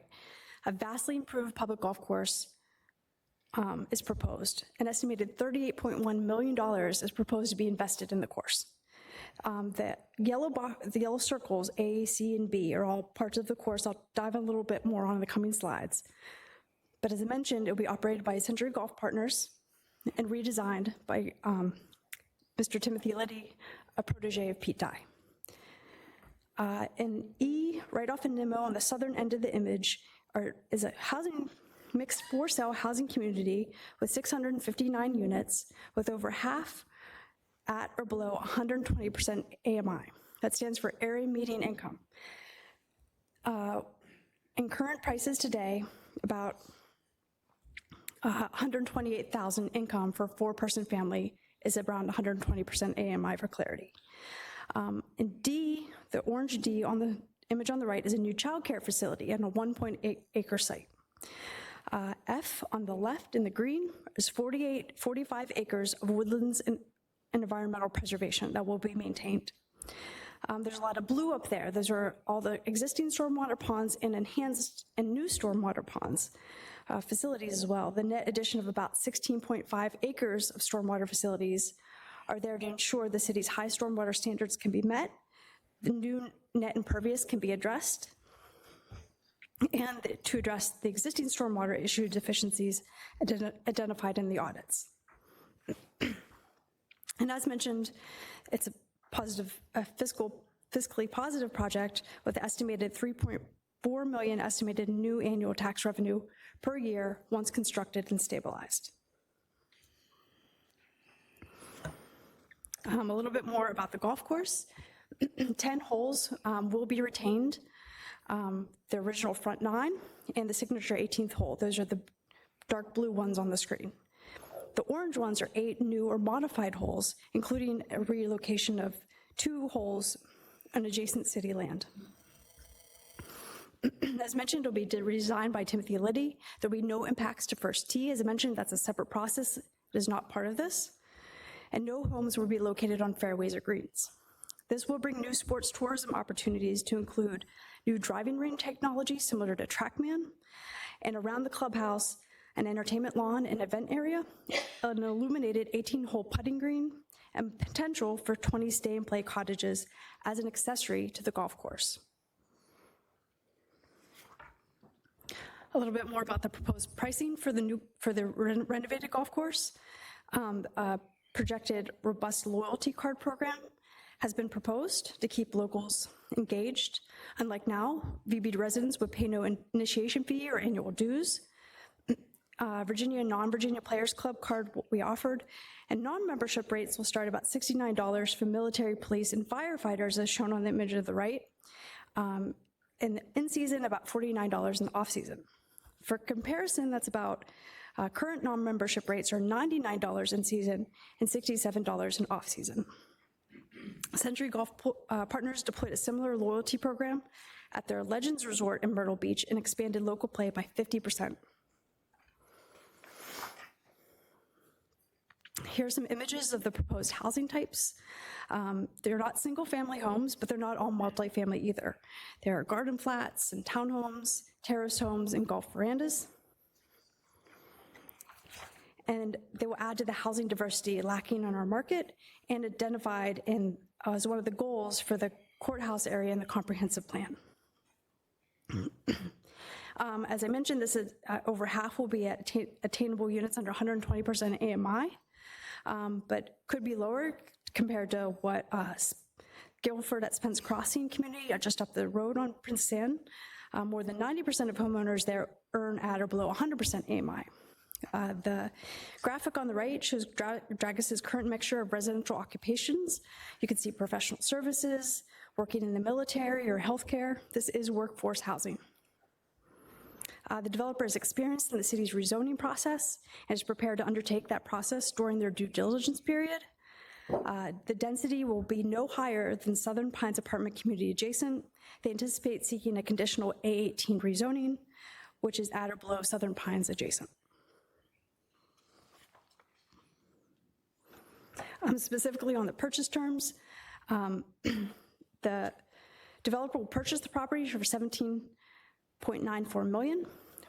plus a VBDA contribution of 1.82 that will be utilized for the golf course improvements in addition to an $18.4 million in private investment. That's the total $38.1 million in investment in the golf course I had mentioned. We've had some questions since the June briefing about how that actually works. So the purchase price and VBDA contribution will be placed into a escrow account at closing, an independent third-party account, and then that could be drawn from after verifiable golf course expenses are submitted on a reimbursable basis. They are not the only ones to propose this structure. Several of the proposals received had a similar purchase structure where the purchase price would be reinvested in the golf course. A little bit more about the 99-year repurchase option. The exact wording from the term sheet is that the golf course will be subject to a one-time market rate repurchase should the property cease to be used for a public golf course for a period of more than 2 years. And should it cease to be a golf course, it would be maintained. The city has the right to enter and maintain the course if closed for more than 6 months.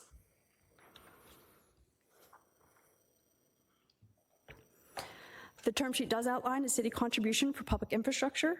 This is for roadway turn lanes, tournament drive improvements and utility relocations, sewer extensions, things 4.3 million of which would benefit not just the golf course, but the surrounding properties. There are a lot of unknowns still at this time related to stormwater, subsurface conditions, and traffic impact. And for that reason, a contingency is being proposed with an upfront risk being shared between the city and the developer, the city at 3.6 million and the developer at 10.2 million. Should those overages be needed for the contingency, they will be reimbursed or be taken from the but-for taxes, future realized but-for taxes provided in the form of a performance grant for the 10.2 million. As a reminder, this is a positive, that would generate 3.4 million is estimated in new taxes per year for this project. That's 88% more than was currently generated or currently remitted to the city just in the last year from the golf course. In table form, you can see the revenues at the top, so the sale of the property, the 17.94, the real estate that would come in upon stabilization, and then there would be some for B-pole amusement that would be for the golf course sales and potential stay and play. And then the money going out, the VBDA, 1.2 million assessment, 1.82 million investment, the purchase price reinvested in the golf course, the public infrastructure at 4.3, contingency cap at 3.6, and the reimbursement grant at 10.2 if needed. All this being asked for appropriations is 7.9, which is the 4.3 and 3.6 upfront, and then the future 10.2 will be for future but-for revenues if needed. That's a estimated 4.32 million in cumulative fiscal impact and 18 million in net present value. This is a healthy positive rate of return. And recouping that return, so the current expenditures, city expenditures, are shown in the table at the top. That's that 3.5 initial cost participation in 1999 at 3.5, and then 2006 when the city purchased the course at 4.5 totals 8 million. So if you take what the city has received since 2007, 4.4 million, subtract that from the 8 million, there's still 3.6 million that has not been recouped for the city to date from the golf course. It's estimated another 6 years that would be needed to be recouped that investment based on the performance of the golf course over the last 4 years. That also assumes that no additional capital investment goes into the course in the next 6 years, just to break even. The proposal at hand, even if all those contingencies are needed, would still be able to recoup by the taxes in under 10 years.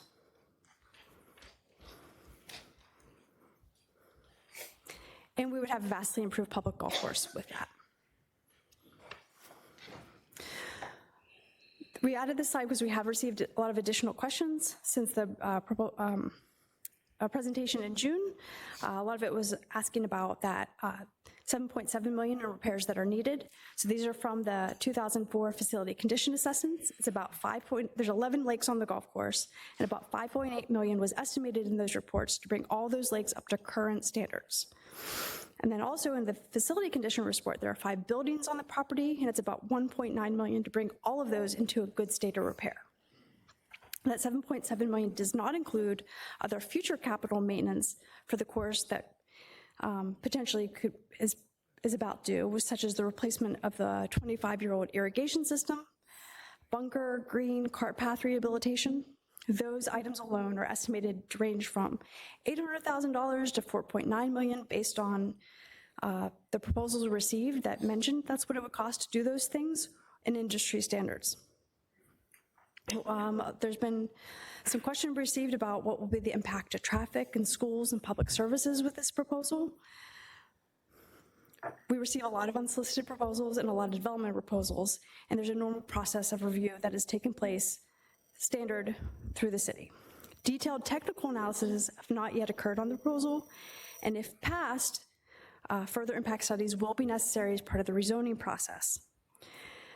Another question following up to that is why is the rezoning process taking place after the land sale? The sale is contingent on a successful rezoning.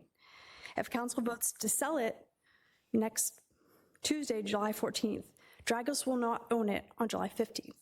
There's a year of due diligence that's needed to get the rezoning and do the detailed studies and make sure both parties are comfortable to proceed to closing in about a year's time frame. Think of it like a home sale. You don't get your home inspection before you put in your offer. You put in the offer, you conduct the necessary studies, and either party has a chance to walk away depending on what they find. They also, in the term sheet, they have to get rezoning, they need full site plan approval. All local, state, and federal permits must be achieved before they'll actually close on the property.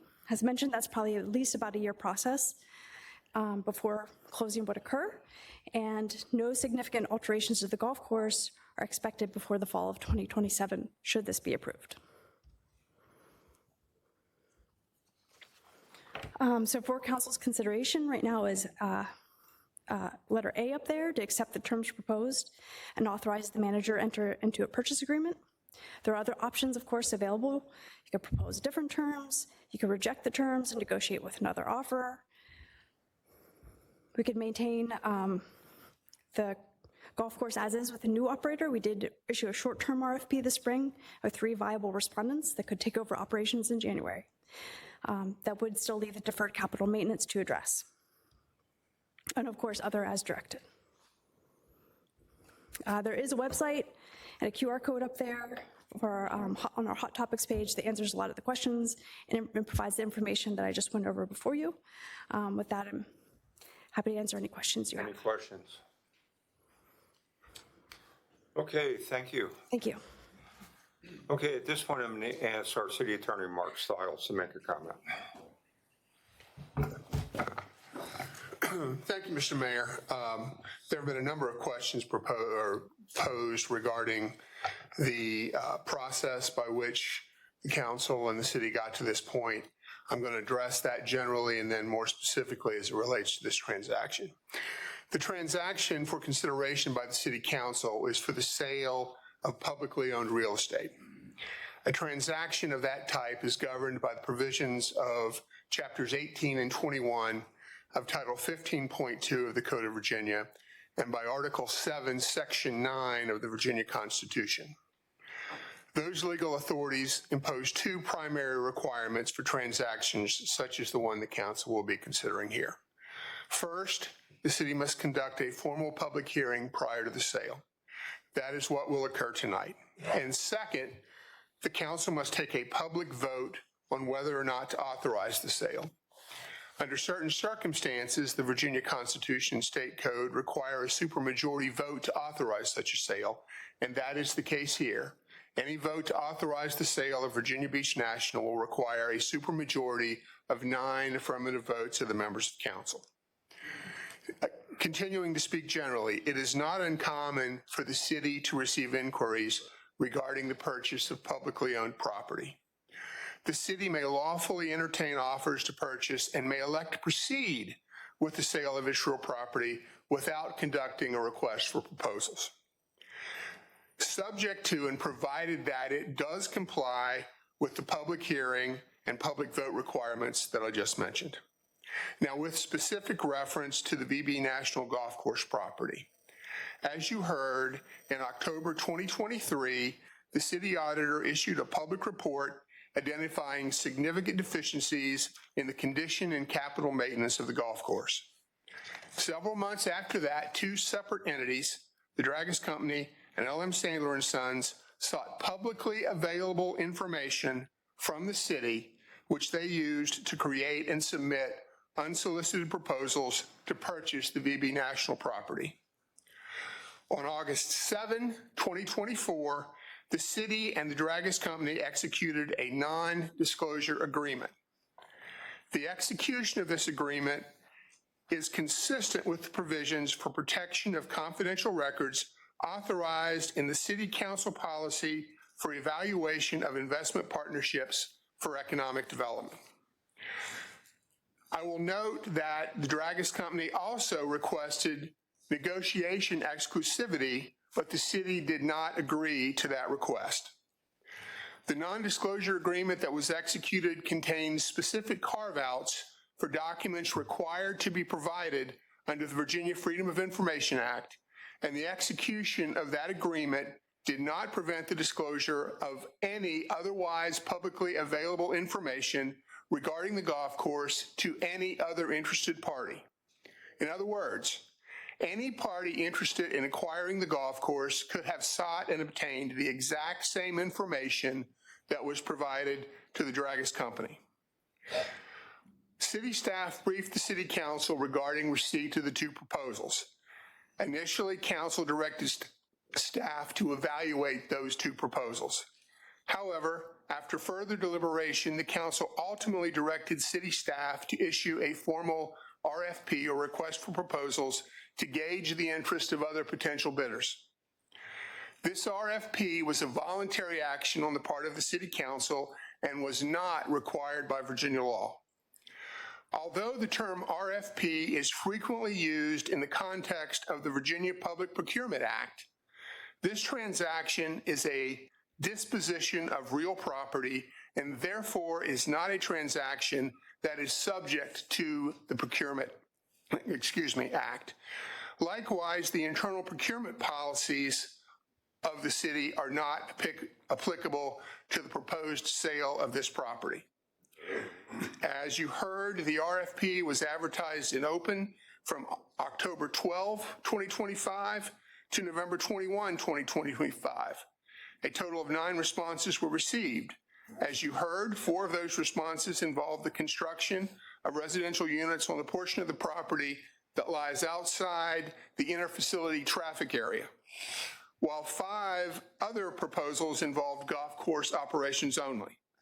Notably, 3 of the proposals involved the use of some or all of the purchase price to improve or restore the golf course, or otherwise requested significant city contributions to do the same thing.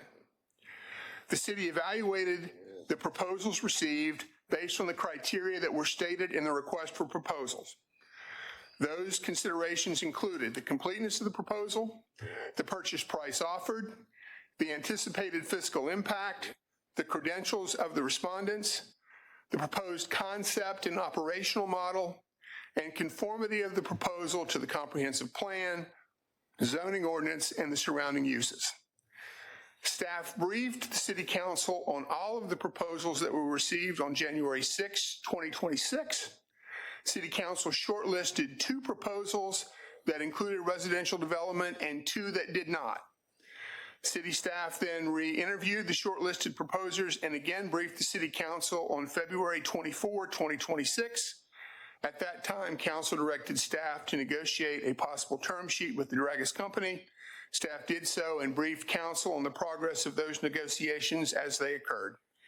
Ultimately, Council directed staff to bring this transaction forward for a public briefing, a public hearing, which is tonight, and a proposed vote on July 14. And that's where we are at this moment, Your Honor.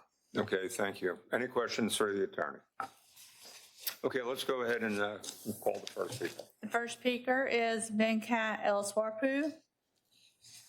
After Mr. Eliswapu is Robert Valentine. Good evening. My name is Venkat Eliswapu, a District 2 resident, a concerned citizen, and a taxpayer in Virginia Beach. I have some serious concerns about the viability of the Dragas proposal. Also, I'm shocked at the rushed process without sufficient study. The city claims it's a net present value of $18 million over 20 years, but this is based on some flawed assumptions and incomplete data and analysis. The financial projections estimate $3.4 million in tax revenues from the new 659 housing units here, but it does not estimate anything for the cost of providing city services to the approximately 1,300 people and 200 school kids who will move here. What about the cost of schools, police, firefighters, roads, stormwater?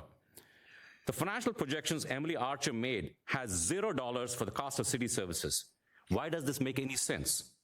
I asked the city staff about it, but I was told this impact study will be done after the sale is approved. How is that prudent? Let us do some back of the envelope calculations. The city currently spends $2.8 billion per year, or $6,200 per head in Virginia Beach. Even if you take half of that, $3,100 per person, the additional 1,300 people will add $4 million per year in costs. The net present value to the taxpayers is not positive. My financial analysis shows the true net present value to the taxpayers is negative $22 million over 20 years. The taxpayers will lose $22 million over 20 years. I know some of you, like Mayor Dyer, only think of the increase in tax revenues when you add more people. They tout this as a win-win since we are presumably spreading the cost of city services over more people. But this is flawed thinking. This would make sense only if there's excess capacity in the city. Surely that's not true. Councilman Hutchison, you know there's already a shortage of firefighters. Councilman Remick, you know there's a shortage of policemen. You had to close down the beach because you couldn't assure public safety. What about schools? You will add 200 school kids here in addition to the kids from Silo Project, but will there be no need for teachers, additional classrooms? Let us do some honest accounting and analysis. I request that you defer deciding on this project until after conducting an independent cost impact analysis. Why the rush? Please do the right thing. Thank you. Mr. Mayor? The next speaker is, Yes. Mr. Mayor, I have some questions for the speaker. I have some questions for you. You have a PhD in finance? I believe so. Yes. So you're familiar with the terms incremental costs, marginal costs, and for the sake of argument, they're interchangeable? Yes. Okay. So your analysis says that the incremental cost of these people, these 1,300 people moving into this development would be $3,100. That's my approximate. Okay. Back of the envelope calculation, because right now the average, they spend $6,200. I just took the average. Okay. I mean, half of that. Right, so $6,200. But of the city's $2.8 billion budget, 43.5% goes to education. So none of the adults are going to have to be educated, is that correct? Pardon me? None of the adults would have to be educated. Correct. So there's no incremental cost to bringing the adults in. Sure. And we're not going to build more parks or recreation centers or libraries or aquariums, cultural affairs. That's 4.6% of the budget. That's not going to increase. We have city capital projects that are on the way that are being funded. That's 4%. That's not going to increase for the folks that are moving in there. Then we have the Convention and Visitors Bureau, economic development, that's 2.1%. That's not going to increase. That's not going to increase the incremental. We have, and then the debt service, that's not going to increase on the city because of these 1,300 people moving in there. So that comes out to 57.2% of the whole budget, so that's a little more than half. But what's the incremental or marginal cost of somebody that moves from Kempsville to the Princess Anne Commons? Can I answer your question? So really, I understand the difference between fixed cost and marginal cost. So really, the onus should be on the city to find the difference. And my entire point is that you have done no analysis, and right now you're doing some back of the envelope calculations. But even that analysis was not done here. You assumed zero. Surely the marginal cost is not zero. What is the marginal cost of somebody that moves from Kempsville to Princess Anne Commons? Zero. But surely you're... So surely a good percentage of the people that are moving into this project are going to be from within the city. In that case, there's no additional there is no tax revenue. Let me answer your question. In that case, there is no. In that case, there is no additional tax revenue. One person from one moves from one part of the city to the other. There is no additional tax revenue to the city, because this assumes there's a net increase in tax revenue to the city, meaning that means there's a net increase in the number of people to the city. Surely you're not saying there are no increase in the population to the city, are you? Okay. So there's no marginal, for people that are moving from within the city, no marginal increase in cost. Got it. Mr. Cummings, you're saying surely the marginal cost is not zero. Okay, and I'm not again, saying it's zero. But you assume the analysis of the $18 million assumes zero marginal cost. Okay, excuse me, we do have to move on. Thank you. He asked the question. Okay. The next speaker is Robert Valentine.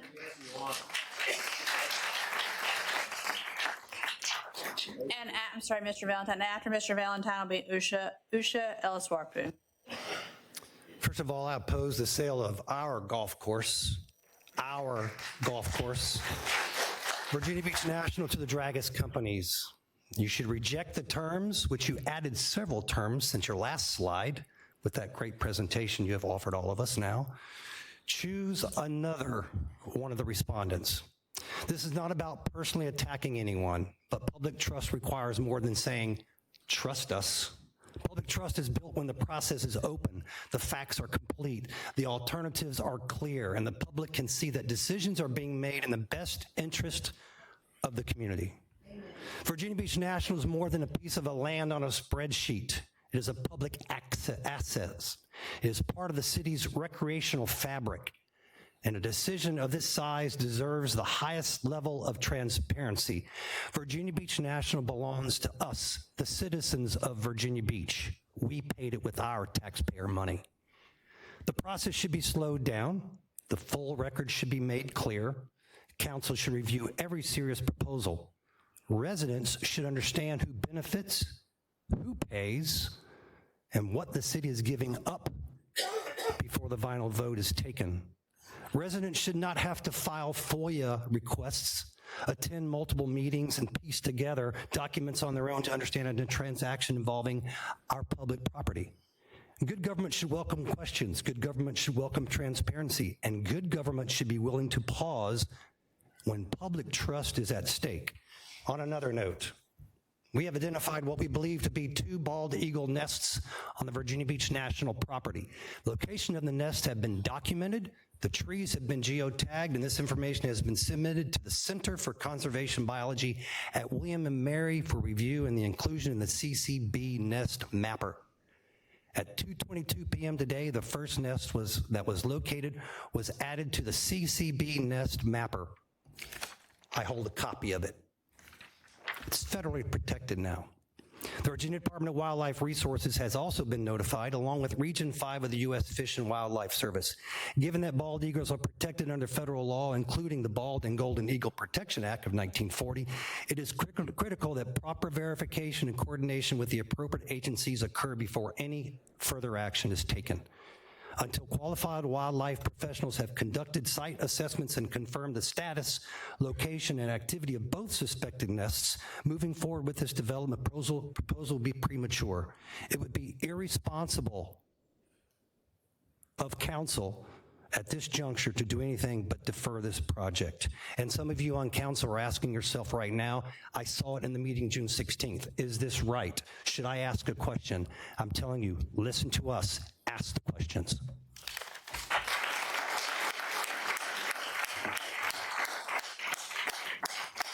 The next speaker is Usha Elliswarpu, and then Richard LeBlue.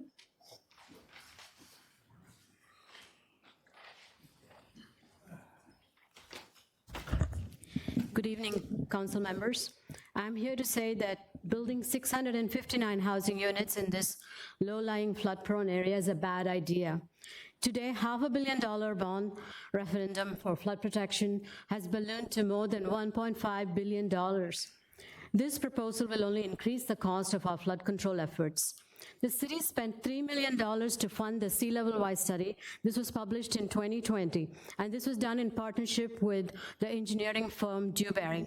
According to this study, Princess Anne Road, where this VB National is located, is essential for evacuation and for commuting, and is at risk and is vulnerable to flooding. It also recommended that any new development should be concentrated north of the Green Line and in strategic growth areas which are located outside of the Southern Rivers watershed, and this is to reduce the flood risk and to protect the open space.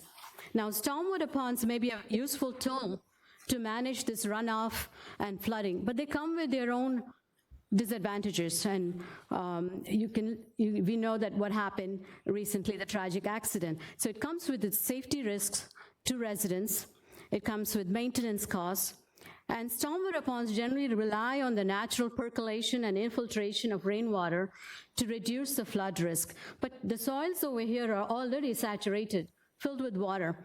So this makes the flood risk even higher, even if you have stormwater ponds.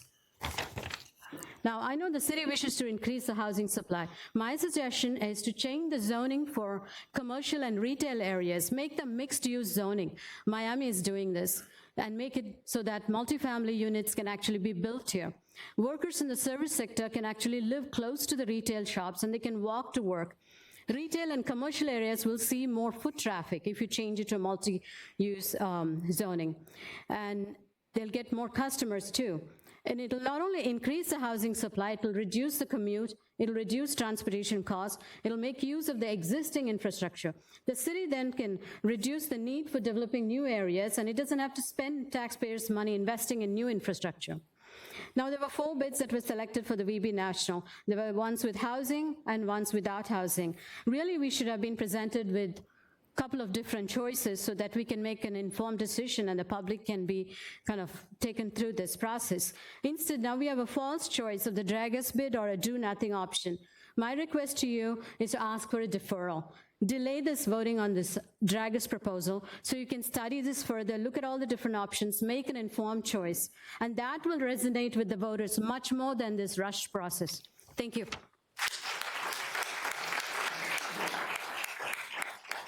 The next speaker is Richard LeBlue. After Mr. LeBlue is Helen Dragus.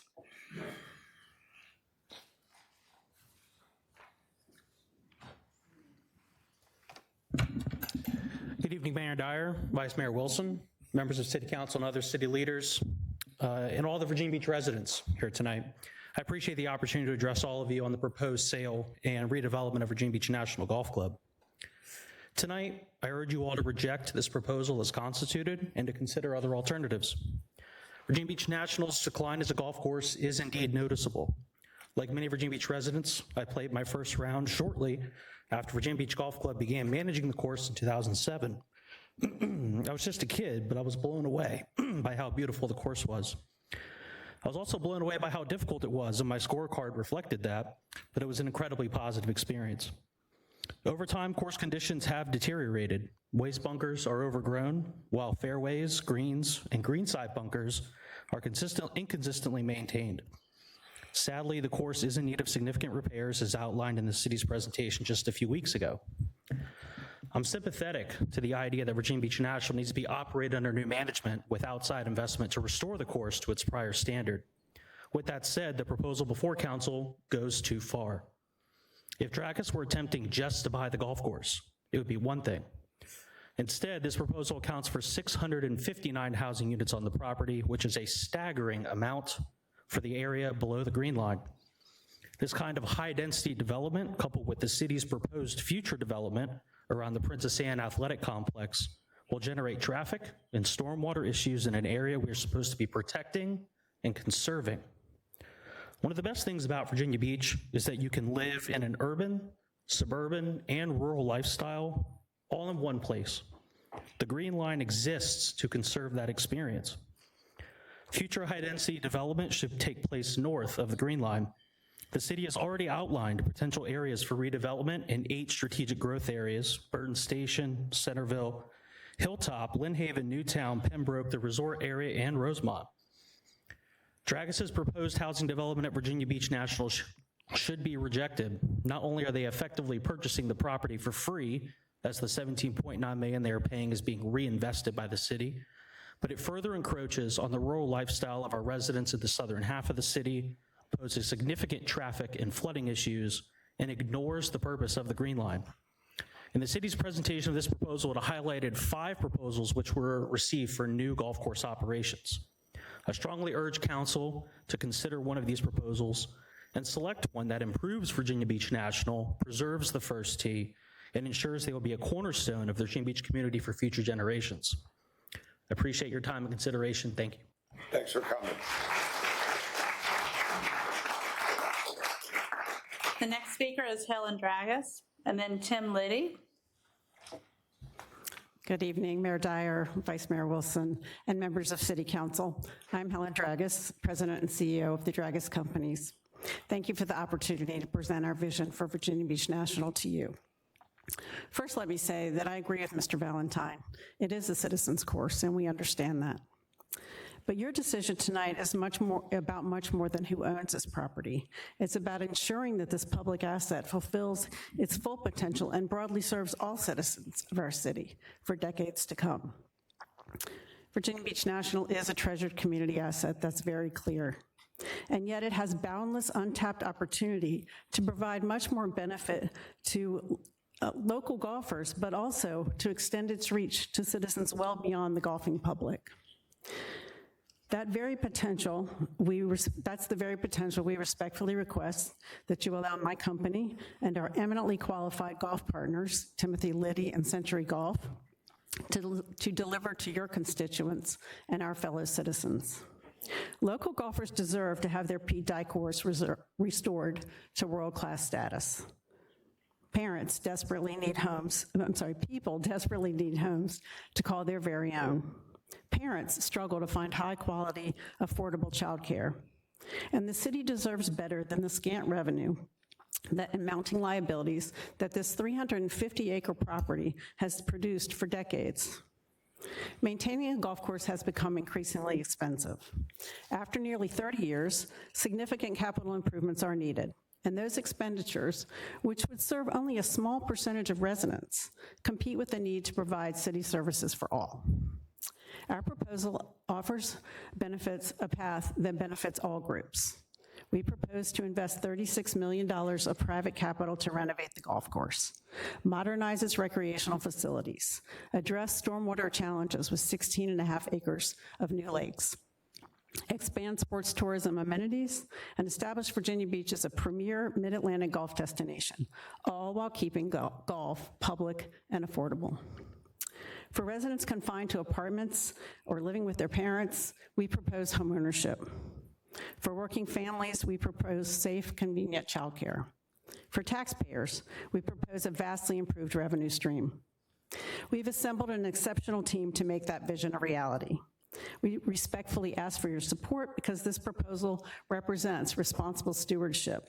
It expands the property's benefits to many, many more residents and transforms a growing financial obligation into an enduring revenue stream without increasing taxes. We are very proud of our proposal. We took the initiative to devote thousands of hours to careful analysis and creative planning because we believe in Virginia Beach. We found national caliber partners who also Thank you very believe in much. Virginia Appreciate Beach. it, Helen. Thank you. Thank you. The next speaker is Tim Liddy, and then Jimmy Hahn. Good evening, sir. Good evening, Mayor Dyer, Vice Mayor Wilson, City Council. I'm a golf course architect from Indiana. Why am I here?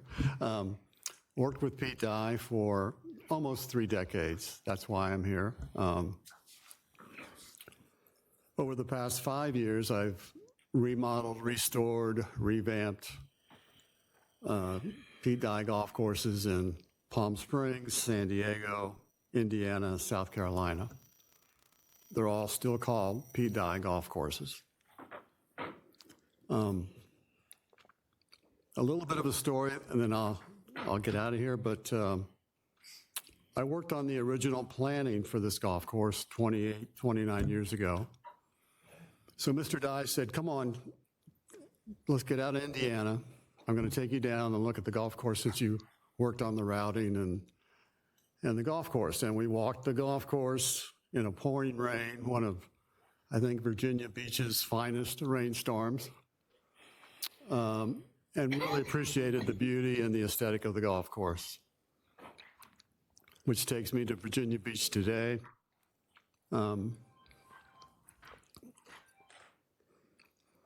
You know, we all know that a golf course is a living thing.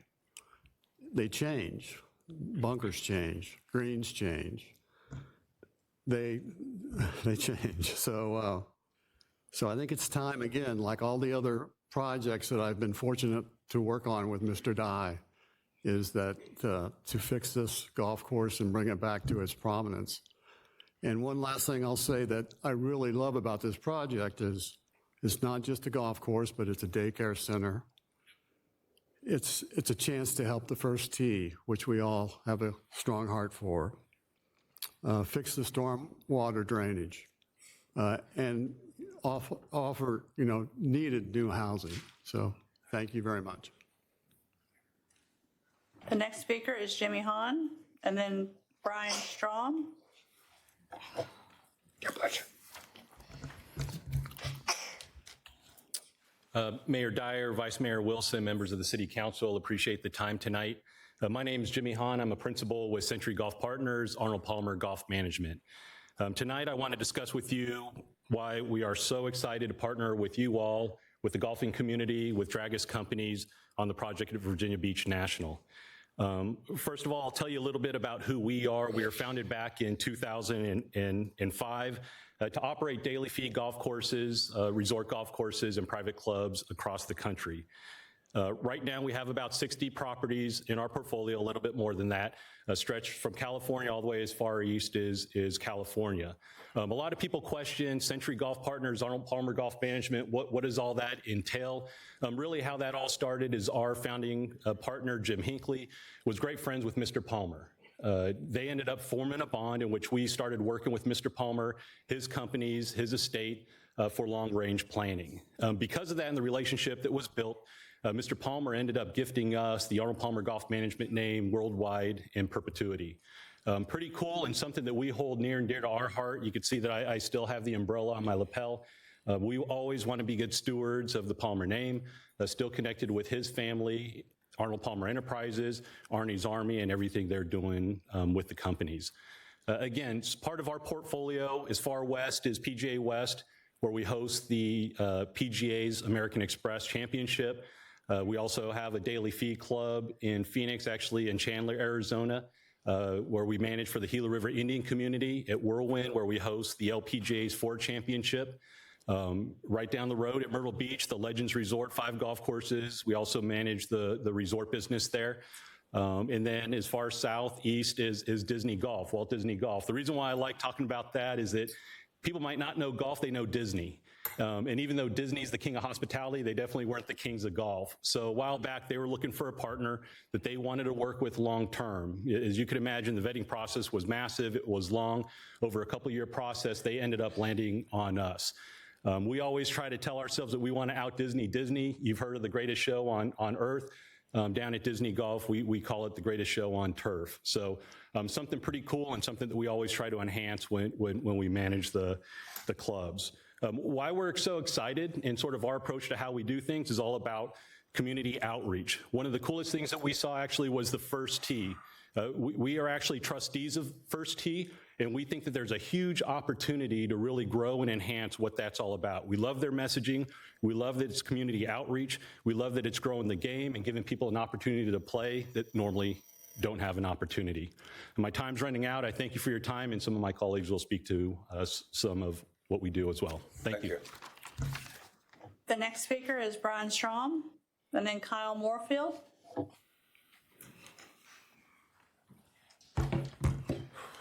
Mayor, Vice Mayor, council members, city representatives, thank you for having us tonight. Appreciate it.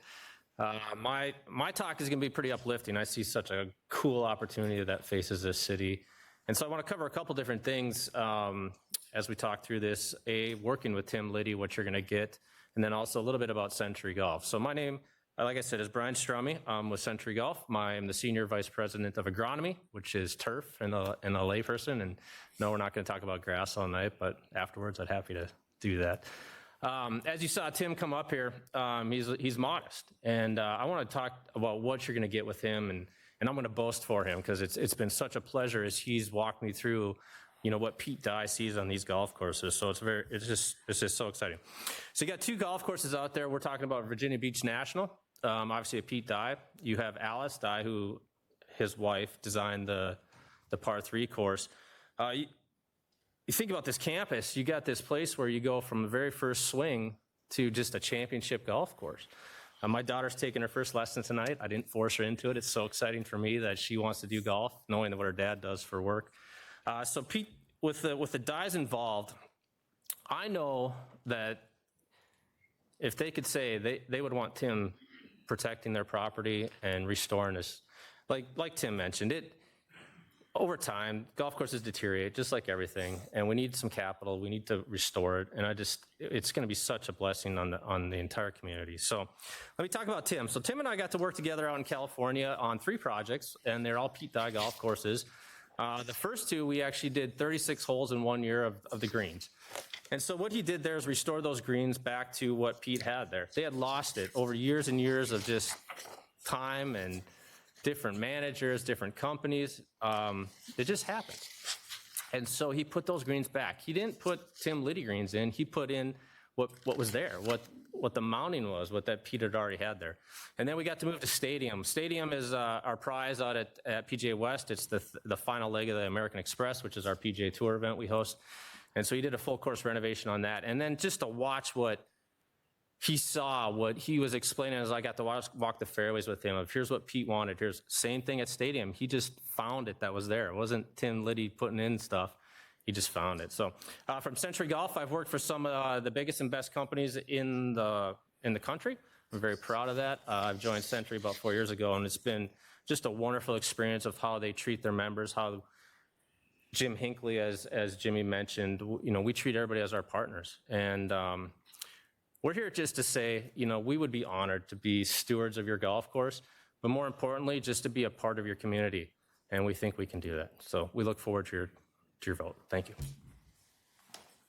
The next speaker is Kyle Moorfield, and then Tracy Connor. Good evening, and thank you for the opportunity to speak tonight. I appreciate your time and the chance to share my perspective. My name is Kyle Moorfield, and I serve as the Director of Sales and Marketing at the Legends Golf Resort in Myrtle Beach, South Carolina, Century Golf managed property.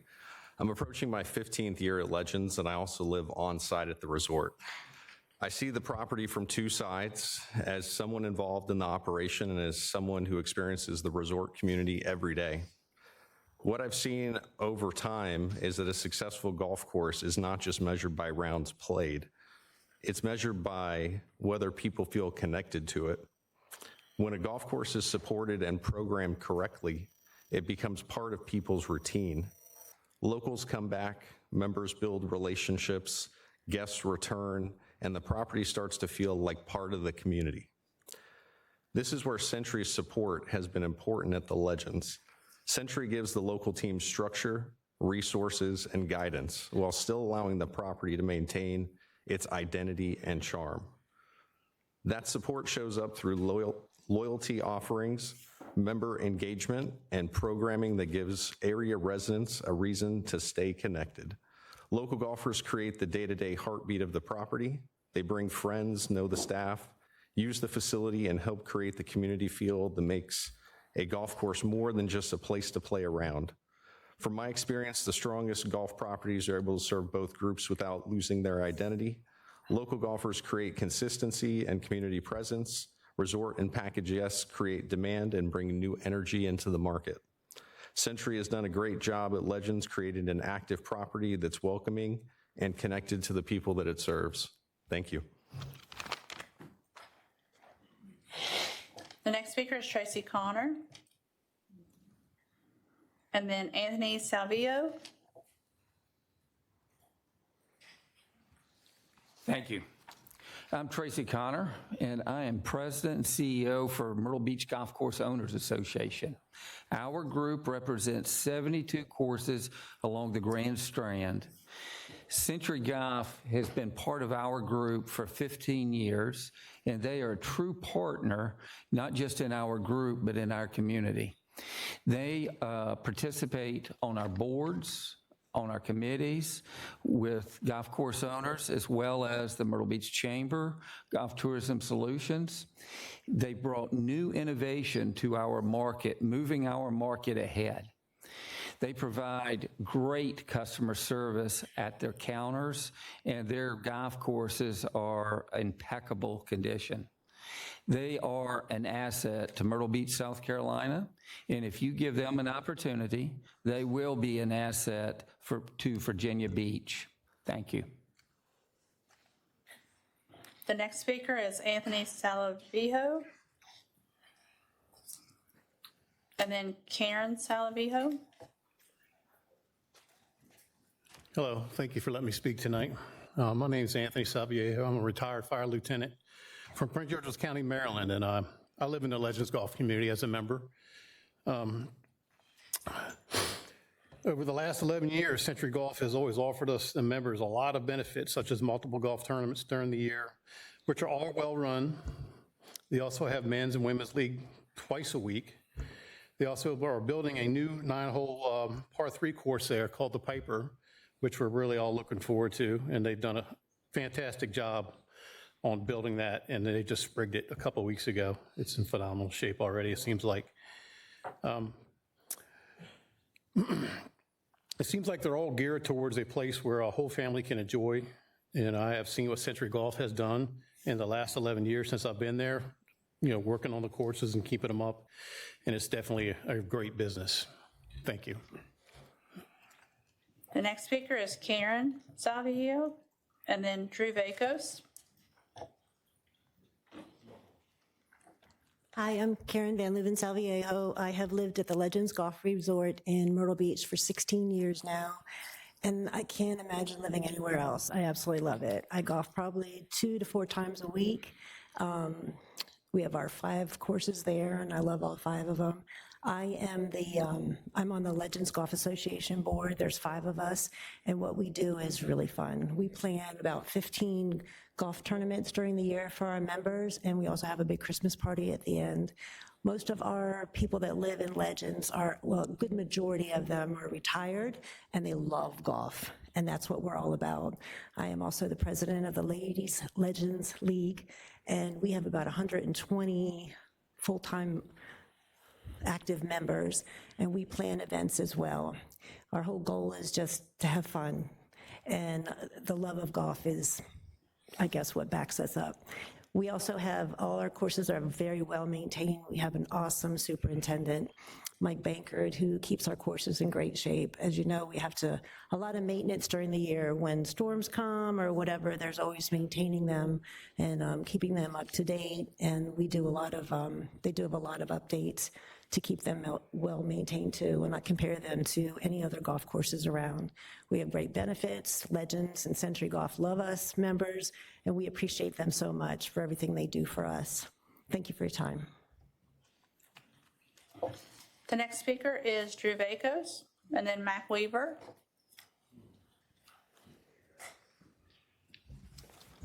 Good evening, Mayor Dyer, Vice Mayor Wilson, members of council. My name is Drew Vakos, Vice President of the Dragus Companies. I'd like to address the residential portion of our proposal tonight, featuring exclusively for sale homes, all clustered in one section of the property fronting on Nimmo Parkway.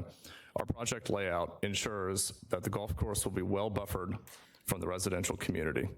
Golfers will continue to enjoy the wide open experience that they always have that makes VBN a special place to play. There are no rental apartments as part of our plan.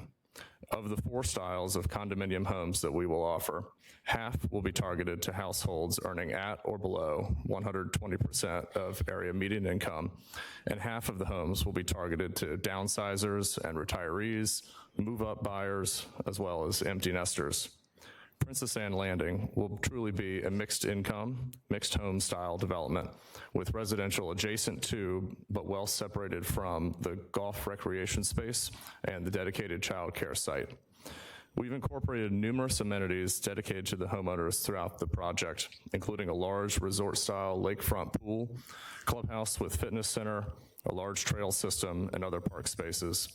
Residents will be able to enjoy easy walking access to shopping, this municipal center here, the child care site, as well as the revitalized golf course and clubhouse, the First Tee program, and other golf amenities that will truly fulfill the live, work, play ideal. We believe that offering a wide range of homeownership opportunities with unique amenities will help set this project apart from other new housing construction that's occurring across the city.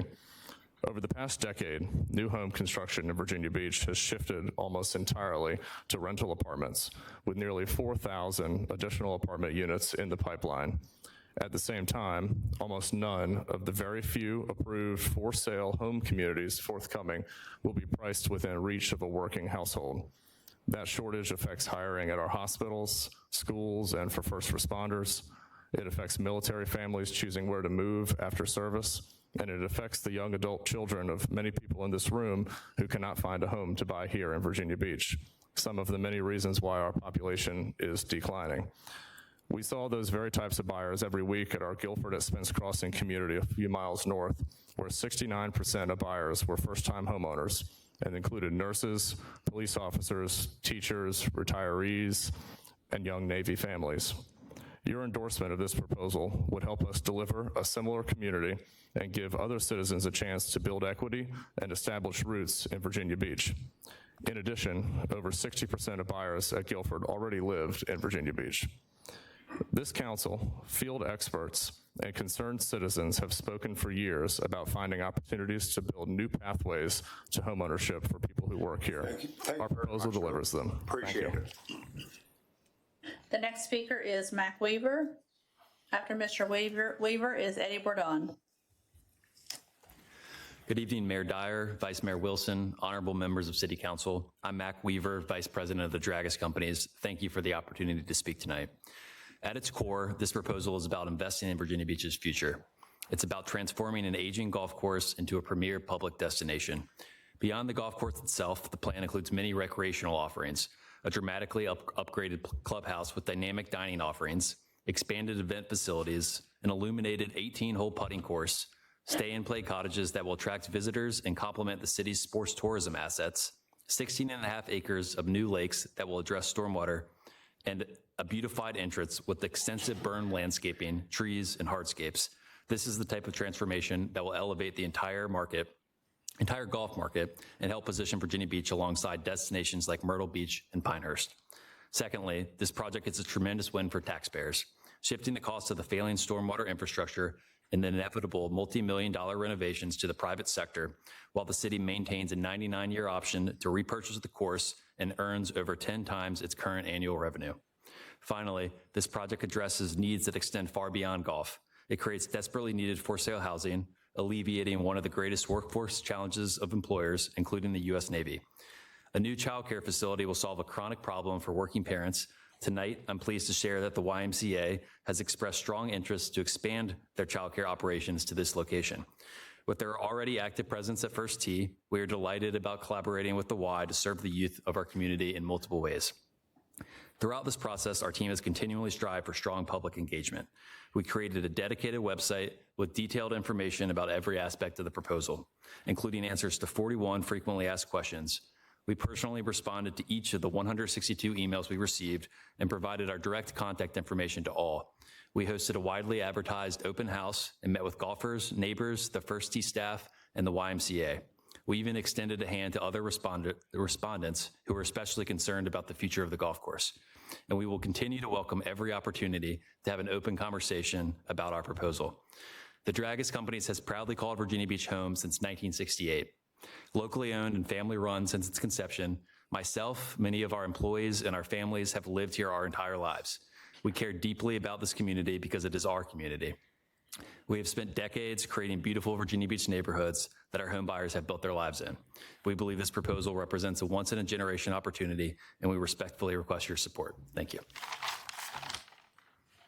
The next speaker is Eddie Bourdon, and then Jim Cahoon.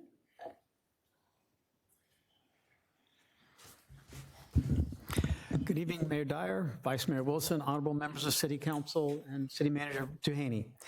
As a lifelong mediocre golfer who loves every aspect of the game, and as a lifelong resident of this unique and wonderful city of ours, who has the utmost respect and appreciation for the outstanding elected and appointed leadership and public servants we have been blessed to have had over the last half a century, I urge you to accept the Dragus companies and their outstanding team's superior submission in response to the city's request for proposal. Others have detailed the information that you all already know about this proposal. I simply come before you and wish to rebut any assertions by some who've made on social media, and one gentleman, Mr. LeBeau, who suggested that this project violates the Green Line and the city's comprehensive plan. The simple fact is that including development of another wonderful Dragus owner-occupied community with affordable housing for many down here in the Catcher's Mitt, outside of the interfacility traffic area, the Protect NES Oceana that we approved after 2001 BRAC recommended its closure, and outside of any noise zone above 65, which is what is needed to protect NES Oceana, is exactly what our comprehensive plan has evolved to, and our elimination of 3 transition areas into 1 transition area has evolved to over the last 47 years. Witness, that's how long we've had it, in essence, from 1979 with the downzoning, which was a wonderful thing that happened and led to the transition areas in the 85 comprehensive plan. We now have Southern Pines Apartments, the Enclave Townhomes, and the Veterans Care facility here in one of the largest employment centers in Virginia Beach, right here, town where we are today at the courthouse complex. Everything around it isn't going to have houses. We have lost hundreds, if not that many hundreds and thousands even, of potential homes by protecting NAS Oceana. And that's why this area around the courthouse and the Catcher's Mitt has gotten additional attention with development just in the right place for it. And this is consistent with a comprehensive plan. 3 minutes isn't enough time to go into the history, but I would recommend it to anybody. I'd be happy to discuss it with anybody, but this is consistent with the history, and it really shows what a great leadership we've had over the years, including a former councilman who's here tonight and one that's sitting on the dais who have been involved the entire time. And it's a wonderful thing that we've done, and it provides this type of opportunity that's not Thank you, Eddie. sprawl. Appreciate it. Thank you. The next speaker is Jim Cahoon, and then Nicole Quinn.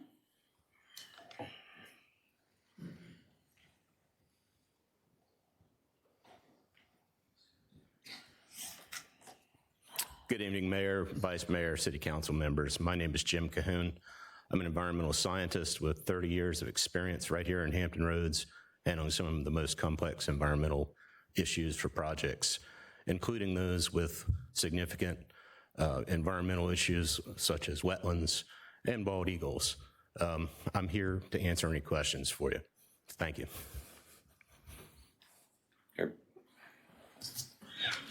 The next speaker is Nicole Quinn. And then Carrie Locke. Good evening, council members. Excuse me. My name is Nicole Quinn, and I'm a Virginia Beach resident, and I work just down the road at LifeNet Health. I am a mom of a 20-month-old named Carter, and expecting our second boy in just 2 months.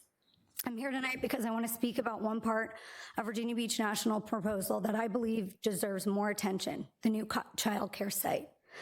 When you begin to start a family, there are so many things on your mind, but one that is of the utmost importance is finding someone to take care of your child. that meets that parent's expectations. In our scenario, it was the care of our 3-month-old. We began our search, and when I was just 8 weeks pregnant with my son Carter, and what we quickly realized is how hard it is to find quality childcare. If you're lucky, it will also be in the vicinity of your home or in your workplace. After touring the referral process, we were met with long wait lists of 18 to 24 months. We had to put our names and deposits on multiple lists and hope that we could find a spot and in the time that we needed it. And even then, there's no guarantee. Knowing all this information, we started the process even earlier when we started to talk about having our second. We were then met with the tough reality that our 2 boys are not going to be able to go to the same childcare due to those long wait lists. The care for your child is not something you often want to compromise on, but unfortunately, you have to, as the cost can be overwhelming. Childcare has become one of the largest monthly expenses for many families, sometimes rivaling or even exceeding a mortgage payment. That financial burden affects working parents like me every single day.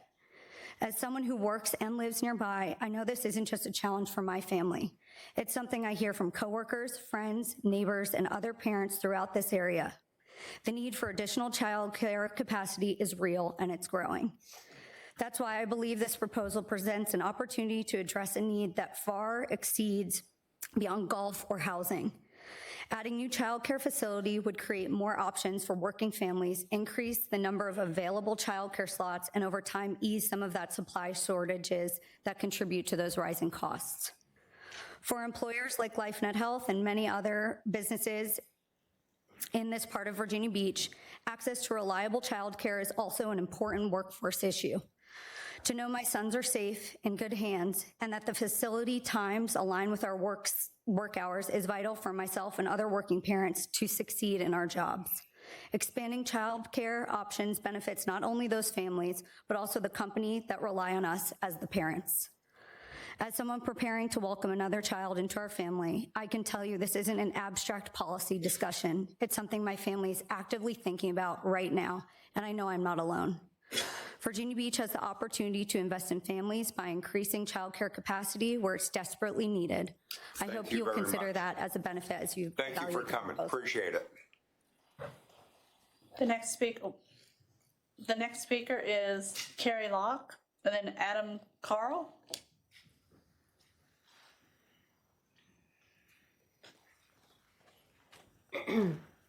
Good evening. My name is Carrie Locke. I'm a Virginia Beach resident, and I've owned my professional event planning and wedding planning business for 13 years. I've planned more than 500 weddings and events through our region.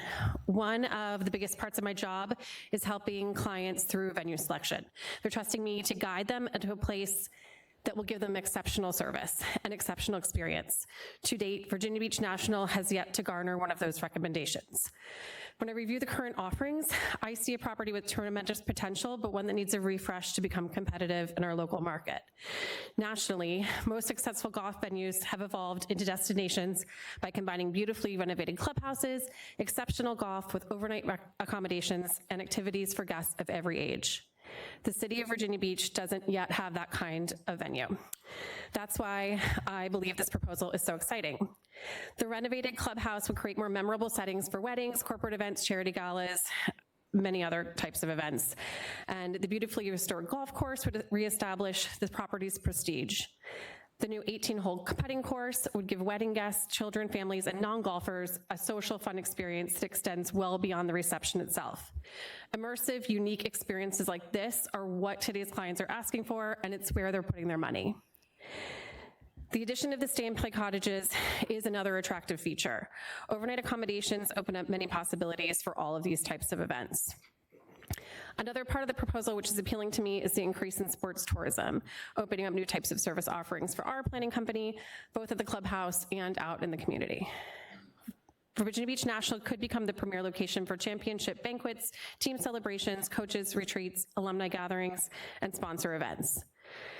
Our city has wonderful beachfront hotels.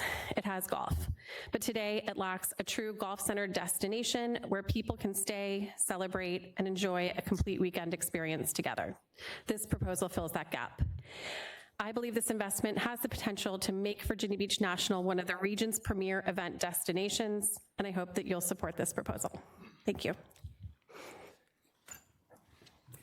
The next speaker is Adam Carl. Rick Boyles after that.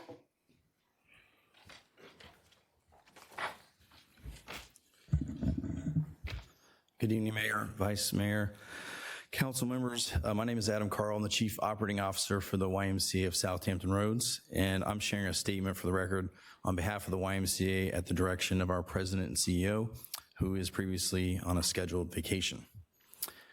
Our YMCA is a nonprofit charitable organization devoted to meeting the needs of the community we serve. That's the spirit which guides our operation at First Tee, and that's the spirit that also prompted our ongoing partnerships to expand childcare in collaboration with Virginia Beach Schools and other key stakeholders in Hampton Roads. We fully support any plan which furthers our charitable mission and impact. Helen Dragus and her team were aware of our desire to expand the availability of childcare in Virginia Beach. They approached us in recent weeks to discuss a similar collaborative relationship by which a section of the proposed Princess Anne Landing development would house a child care facility to be operated by the YMCA of Southampton Roads. The contemplated program would serve residents of Princess Anne Landing and other communities in the vicinity. Although our discussions are currently in the exploratory phase, we are delighted by the possibility of delivering additional child care opportunities to these communities and are grateful for Dragus Associates' support of our charitable mission.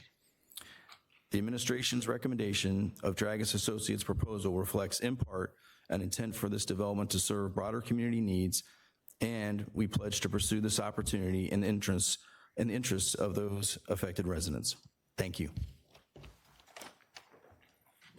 The next speaker is Rick Boyles, and then Brad Martin.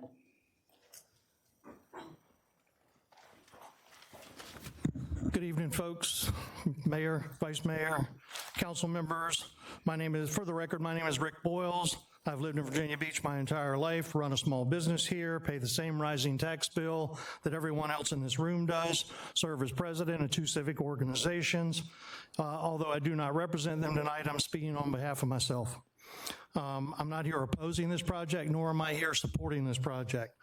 What I do want to do is urge you to defer this vote long enough to gather some additional public input. I'm not sure why this is on a rocket docket here. I don't know what the rush is. We've been a year and a half getting here. Another couple of weeks to gather some more public input isn't going to hurt anything. I do want to share a couple of thoughts with you. We're selling this off as excess property. As City Attorney Stiles has said, nothing wrong with that. However, excess typically indicates that the property is no longer useful. This property takes in about $320,000 a year to the city treasury. In 2023, Golf Digest named it one of the best public courses in Virginia. The disrepair that's been talked about is a self-inflicted wound. The VBDA is responsible for any repairs and maintenance over $5,000 in the agreement that they have with this operator. So if there's a $7.7 million shortfall in repairs, that is a self-inflicted wound by the VBDA and or this body. So let's get that out front here.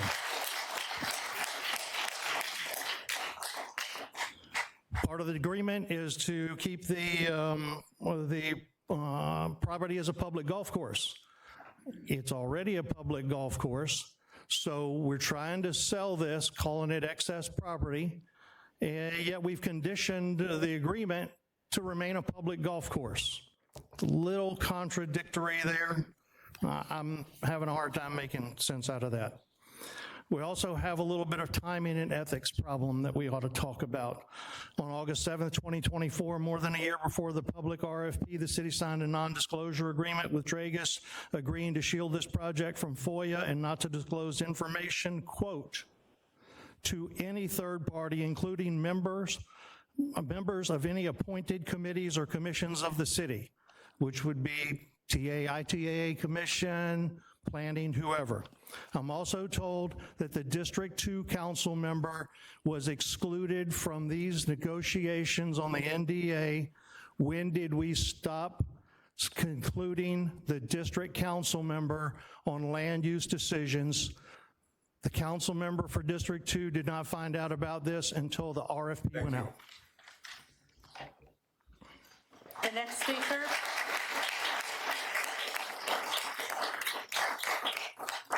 The next speaker is Brad Martin. After Mr. Martin is John Moss. Good evening, Mr. Mayor, Ms. Vice Mayor, members of council, and City Manager Duhaney. My name is Brad Martin, and I've lived in Bay Lake Pines up Offshore Drive with my wife Tracy and our son Henry for 25 years. Before anything else, I want to thank you for investing in events for our city like the July 4th fireworks at Mount Trashmore and the oceanfront. I'm here today not in any official or volunteer capacity, but instead just as a citizen of our city, one who has played VB National Golf Course dozens of times, and someone very interested in the long-term success and sustainability of the golf course, and more generally, the dynamics of our city. Even though we've only seen concept plans of the proposed multifamily neighborhood, daycare center, and rework of the existing golf course, most of us can probably agree that the project checks a lot of boxes. Stabilization and preservation of the public golf course, more than 600 new homes to supplement a severely lacking housing stock in Tidewater, another daycare center convenient to the municipal campus, ongoing operation of the YMCA First Tee facility, all of this and a clearly positive financial impact to our city in terms of both operational costs of the golf course as well as a significant increase of real estate tax revenues for the substantial investment in private property improvements which don't exist today. As for the characteristics of this project in particular, I think it's safe to say the promising project is in good hands with this local developer. Just from driving around Spence Crossing nearby, Ridgely Manor up off of Wesleyan Drive, and even their Dragus office park on Bonnie Road, you can tell that the Dragus Company takes a great deal of pride in their commercial and residential developments. As just a funny aside, I was driving up along Wesleyan Drive to go golfing at Cypress Point, something I've done plenty of times, but it's about a half mile past Ridgely Manor. Daydreaming behind the steering wheel, I turned into what I thought was the golf course, but I soon realized that I was driving into the Ridgely Manor community. The landscaping treatment that the Dragus Companies gives to their residents can be mistaken for a golf course even when there's not one there. I can't wait to see what they're going to do with VB National. There are certainly design characteristics to be determined, a long road ahead for rezoning, a preliminary stormwater model, interconnections of several new ponds, ACUS compatibility, public utilities, schools, traffic considerations. We can all admit that there are important design elements to overcome, but all in all, I think a partnership on this project with the Dragus Companies is a wise and productive collaboration. Thank you all for your time and your service to Virginia Beach, and thank you to your staff members in the Planning Department, Economic Development Department, Planning Commission, and executives on your city manager's team for bringing this partner opportunity forward. Thank you. The next speaker is John Moss. After Mr. Moss is Holly Martier.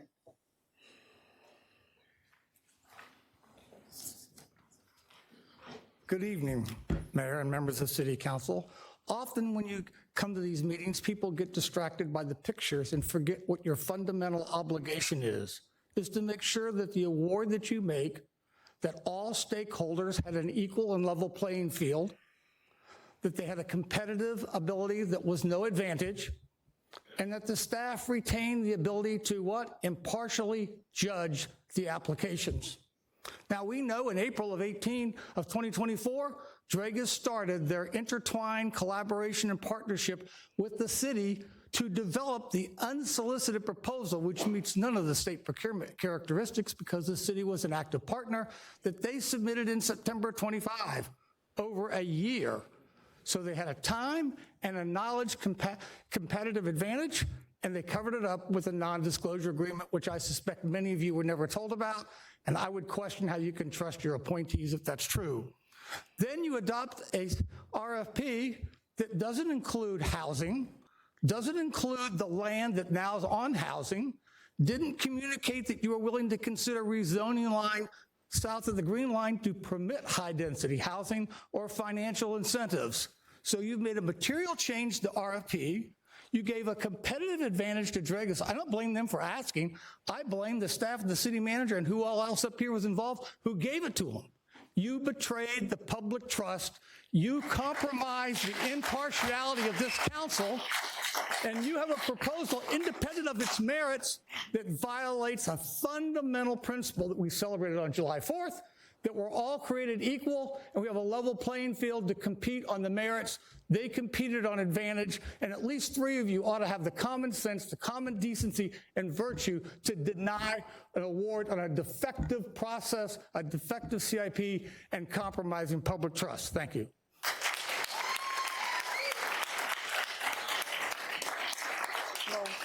The next speaker is Ella Dunn. The next speaker is Holly Martier. After Ms. Martier is Ella Dunbar. Hello, Mayor, Vice Mayor, and City Council. With all due respect, I do not understand. Holly, pull your thing down. Yeah, I know, I'm short. I am short. With all due respect, I do not understand the reasoning behind selling the Virginia National Golf Club to Dragus Companies. My understanding is that the course will no longer remain a true Pete Dye design course, which would diminish an important part of its history and character. I also do not believe the additional housing belongs on a golf course or near it. More residential development would likely increase traffic and place greater demands on public services, including police, schools, and emergency responders. Although I am not a golfer, I know many people who are, and I have heard that Virginia Beach National is considered a legendary course. I would like the opportunity to see it and appreciate it before it's altered. If the city decides to sell the property, I believe Ed Augustine deserves serious consideration. My understanding is that he stated he would invest his own money to renovate and preserve the course rather than relying on taxpayer funding. Preserving the course while minimizing costs to Virginia Beach taxpayers would be an important consideration. I hope leaders carefully consider all options and prioritize preserving this unique community asset for future generations. I also heard that it's going to cost the taxpayers about $22 million within 20 years. That's not good. Thank you for listening to me. And the next speaker is Ella Dunbar, and then Suzanne Richmond.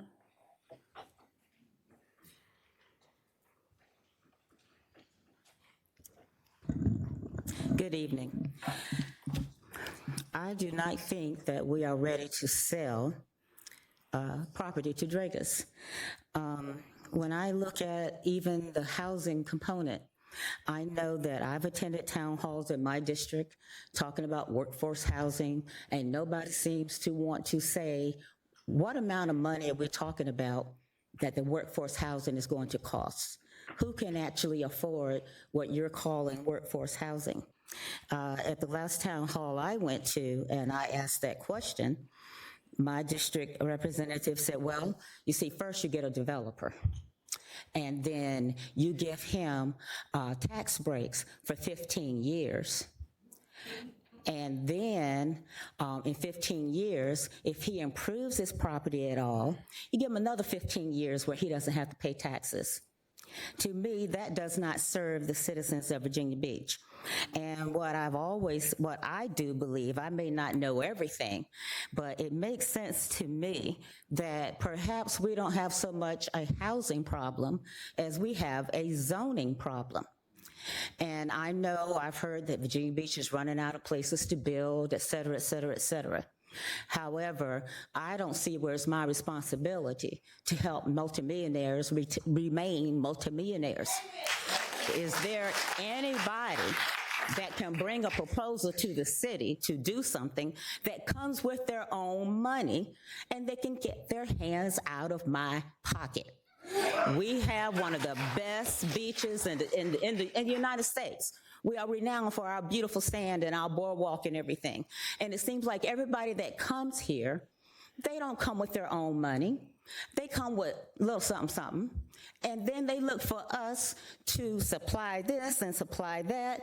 And can we talk about Atlantic Park? So why are we funding people to come here? Why can't you zone some areas for at a particular price point? If I wanted a shed built in my backyard and I got a price point that I want it built at, I am sure that I will have several people that will come forward and offer to build that shed. And I don't think that we need to be reinvesting what we make right back into that project, which is really giving my money away. And I say it's my money. And so I think you guys need to slow your roll. And maybe you can find a developer that's got enough money, or maybe they know some people with some money that can invest in their project, and stop taking my money. Because I don't think that's the right thing to do. And does the city really have to pay developers to build? So if you don't give them money and this, that, and the other, does that mean that they won't build at all? Thank you. Developers do what they do. Thank you.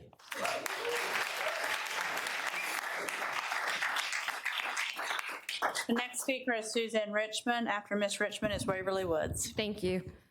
Good evening. I'm Suzanne Richmond, and when I've appeared before you in previous times, I was advocating for people that I didn't believe had a voice otherwise. Tonight, I'm here for myself. I'm here as a taxpayer of Virginia Beach, a single mom on a single income, and I want to know how many more apartment buildings, car washes, and storage facilities are you going to let be put up in our city? This is not the kind of housing that people want. If you're a family and you have kids, you want a yard that your kids can throw the baseball in. You want a driveway where you can have a basketball hoop. You don't want to live in an apartment building. But you all haven't even done a study. And the other thing is, it's almost impossible for somebody to buy a single family home in Virginia Beach if you have a modest income. What Mr. Moss was saying, he's right. Capitalism means that everybody gets a fair shake, everybody can take a bite at the apple, and it's blind. What this is, the pre-chosen person, that's what we call oligarchy. And the American people are tired of the grift. That's what this is. Corporate welfare. It's a grift. The American people are tired of it. I'm tired of it. That's why I'm here, is I can't believe, and I know some of you up here, you know me, we've had conversations. I can't believe that you're just gonna give away land that belongs to the city of Virginia Beach. Enough is enough. And, you know, some of you claim to have certain values or certain beliefs that you want to do what's best for the city. The land that they want to build on cannot support this infrastructure. I mean, there's so many things that are wrong with this, I don't even know where to begin. So I'm coming from a place of nobody wants to live in a slum. Nobody wants to live in an apartment building. If you want to buy a home, you want to buy a house, not one of the condos. And the other thing that it's embarrassing that Dragus felt the need to bring in so many people who don't live in Virginia, much less Virginia Beach. So that should tell you something when they have to bring in a full lineup of outsiders to tell you what a great idea this is, but you're not listening to your own constituents. And guess what?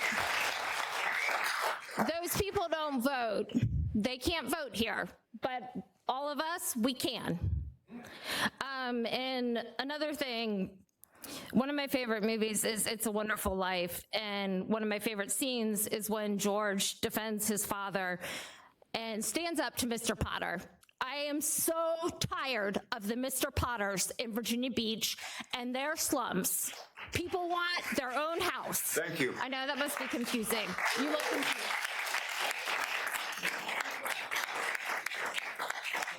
The next speaker is Waverly Woods. After Ms. Woods is Warrington Webb. Well, good evening. Again, Waverly Woods. I'm the chair of the Virginia Beach Tea Party and Virginia Freedom Caucus. I want to start off with defining the word transparency. It means openness and ability to scrutinize. We didn't get that. These documents prove it. And although I appreciate Mr. Stiles and all of his $10 words along with his brother, I have no faith that ethics is your stronghold. That said, Barbara, I understand you're a no vote here. I hope you're a no vote on all that construction they want to do in Lansdowne as well, because I was at that June 16th meeting. But your obligation is more than just being a no vote. It is to whip the votes of every one of these people sitting here and get them to understand why this is a problem. That's your obligation to your constituents.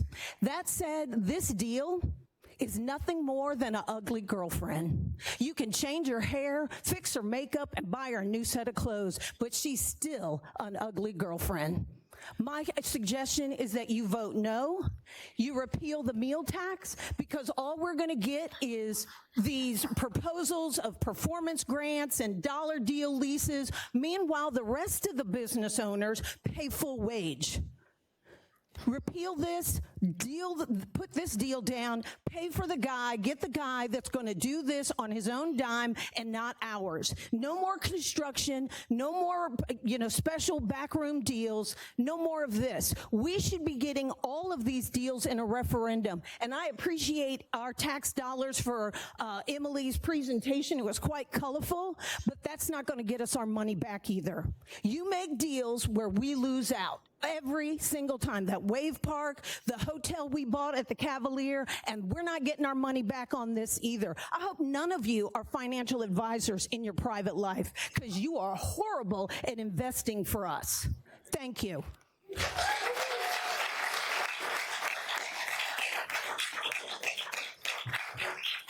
The next speaker is Warrington Webb, and then Stanton McDuffie.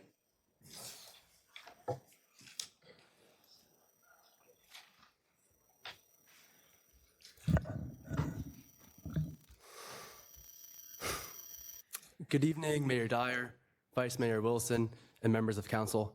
My name is Warrington Webb. I'm a lifelong resident of Virginia Beach and the finance associate at the Dragus Companies.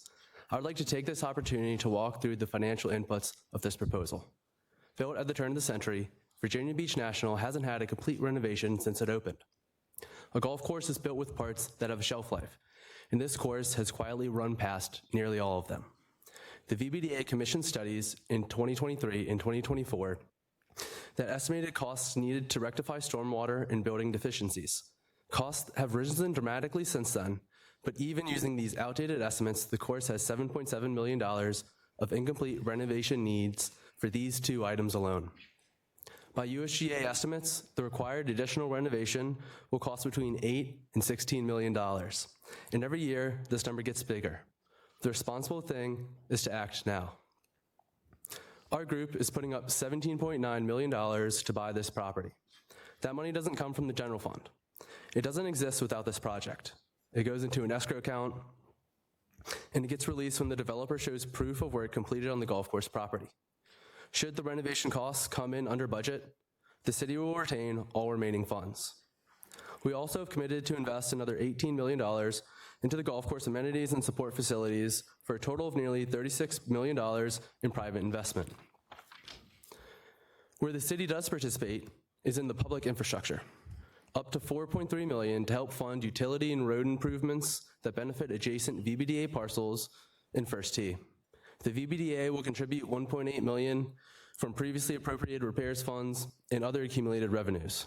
Beyond that, there's $3.6 million overage cap provided by the city for the project. And this money won't get spent at all if the project comes in on time and within budget, like other Tim Liddy-led renovations recently have.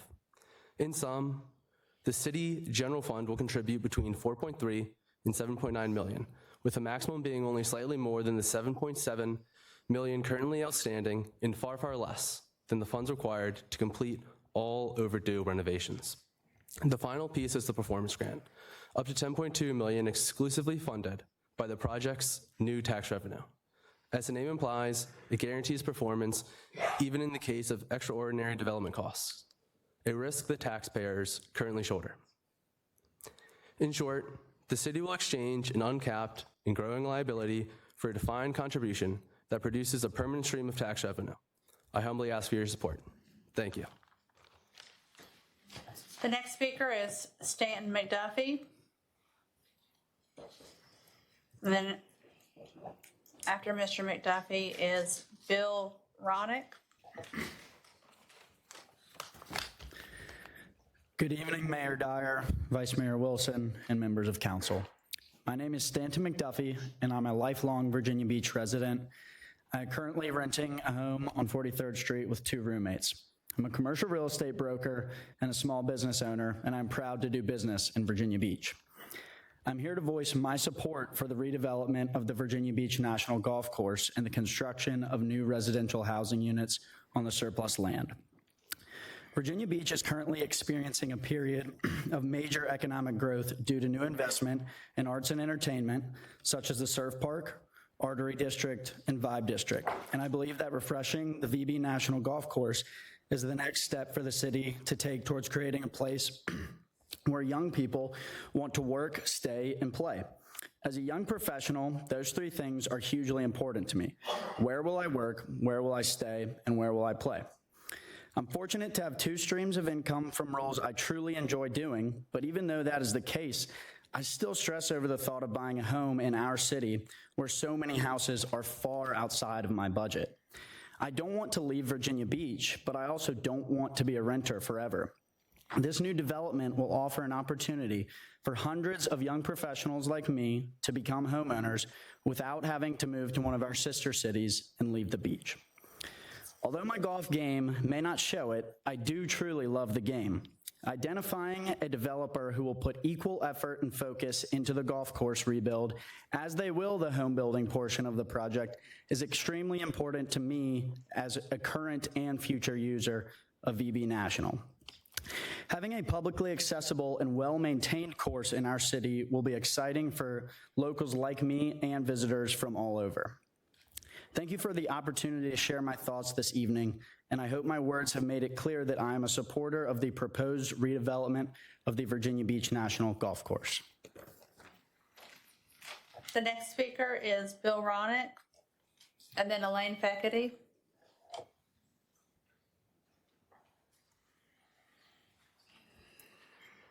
Good evening, Mr. Mayor, Madam Vice Mayor, Council. Thank you for the opportunity to speak tonight.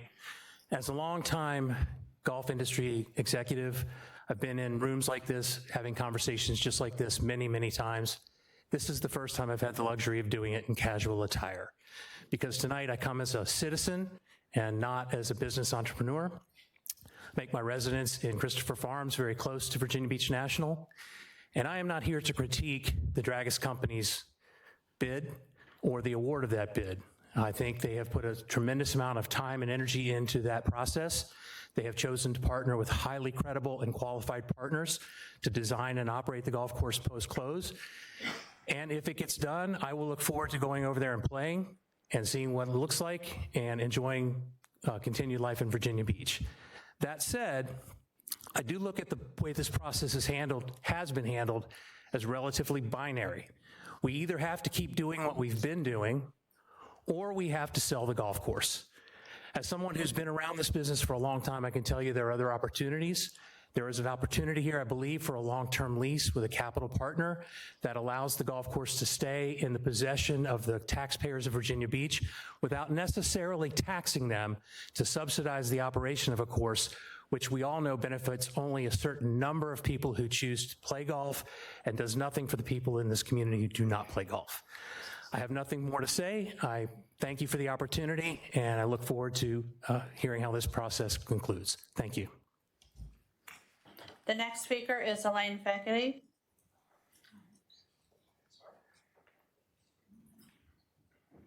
After Ms. Feckety is Matthew Hamaker. Good evening.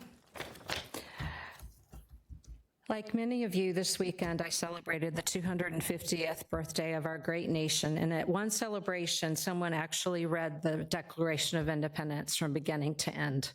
I want to share one passage because I think it's very relevant tonight. Governments are instituted by men, deriving their just powers from the consent of the governed. Okay? Those words remind us that we are a representative government, and that begins here at the local level. We elect officials who serve because citizens have entrusted you with that authority. But the strength of that democracy depends not only on electing you, but on those representatives listening to the people they serve before making decisions on their behalf. Tonight, you've heard from an amazing cross-section of people. Some spoke as professionals, some neighbors, some simply as citizens who just care deeply about our city. Every one of them chose to spend their night tonight here voicing their concerns, and everyone deserves to have their voices heard. I'm not going to repeat what they've gone through, but I'm encouraging to reflect on those voices, and I'm asking tonight. Tonight, you've heard questions about the financial assumptions, the future of a valued public asset, the green line, and differing perspectives from citizens who both support and oppose this approval. Despite differing viewpoints, one message has been consistent. People are asking to be heard. They are asking for enough time to understand this proposal, ask informed questions, and know that every concern has been thoroughly considered before this irreversible decision is made, because this is an irreversible decision. The bottom line is this land is publicly owned land. It belongs to us, the citizens of Virginia Beach. Decisions involving public access deserve a process that is thorough, transparent, and inspires confidence. This is not just a District 2 issue. It's citizens from every district. All of you should be listening to the input and taking it into account, not just waiting for the District 2 representative to do so. It's all of your responsibilities. Many residents also are viewing this as another attempt to encroach on the Green Line, which I have to say, renaming it the courthouse area allowed you to step over that green lines ever so casually with this project. The real estate inventory in the city is actually going up, just so you know. But at this time, what I'm asking for is additional time tonight to listen, take the time to deliberate, because that's not democracy, that's representative democracy. Thank you. The next speaker is Matthew Haymaker. And then Mr. Worst. My name is Matthew Haymaker, and I was born here, and I live here, and unlike these randoms from South Carolina, I'm not a come here, and I oppose this deal. I spent 10 years as a social studies teacher here in Virginia Beach City Public Schools. I taught world history, US history, government, economics, personal finance. Politics has been my lifelong passion, and last year I decided to learn as much as I could about how this city operates. I've watched every city council meeting, every planning commission hearing, and every VBDA meeting in the last 16 months. In the time listening to the citizens of this city, one thing was clear. They are being left behind. Our political process leaves its people behind because this council, like every council before it, prioritizes making the citizens share in the losses of developers and never their profits. Our budget is a moral document. It reflects the values and priorities of those who make it. This deal is singular, but many deals made over the course of the year add up and dictate how we can spend our money. The needs of this city and its people are too great to keep gifting cash to development companies. We need new ideas to help lift up the most vulnerable among us. We have to be a community that prioritizes the needs of the many and not the wants of the few, or we may very well lose our status as the most caring city in the country, per wallethub.com. We have a looming billion-dollar budget deficit with the stormwater bond referendum that the mayor has repeatedly called a confrontation with reality. But I haven't heard from him or anyone else up here how we're going to close that gap. I have a few ideas. One, commission an independent report that shows the actual return on investment to the citizens of Virginia Beach for every deal the Virginia Beach Development Authority has made in the last 10 years, to include an accounting of all but for tax revenues that the city has chosen to give up and all infrastructure money the city has chosen to pay on behalf of our richest citizens. 2, an immediate freeze on any deal, including this one, that has any public funding in it, period. Trickle-down economics is a joke. It's time for trickle-up economics. If we can't afford to pay our cops, we can't afford to pay Helen Dragas. Lastly, a bold idea. I propose we add to our 2027 legislative agenda a constitutional amendment to the state of Virginia that would allow localities the power and flexibility to charge property taxes in a way that is not a flat rate that is regressive among all citizens. We could charge property taxes less for people who own their homes, people who live in their homes, people who only own one home. We could do better. We can build a better city. We can choose joy. We can choose harmony, or we can choose adversity and anger. We can choose hope, because hope is not a condition of the world, but one of the soul. Please just choose hope with me and give these citizens something to believe in. Thank you.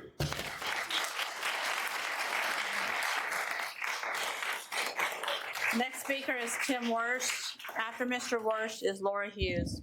There are some really smart people in here, and I hate to follow that. A Dragas speaker said earlier today, my name's Tim Worst. I live in Virginia Beach for 30-some years. Most of you know me. Hello. Dragas speaker said earlier today that their RFP rose to the top. I think that's BS. I think Bobby, Rosemary, and Mr. Bellucci helped them rise to the top. I don't think it. I know it. With the whisper deal, backdoor deal, and cronyism at its best. The Dragas people said the homes would be affordable, and now they say they are attainable. Which is it? This is a declaration and sale of excess property. Where in the hell in Virginia Beach do we have 350 acres of excess property? Again, BS. A declaration now. Why are we doing a declaration now? Because in 2024, you started whispering to the Dragas folks. My question is, the audacity not to include Mrs. Henley, who's been here for 40, 50 years in that deal. How do you not tell the District 2 person about this? That's pitiful. That's on you.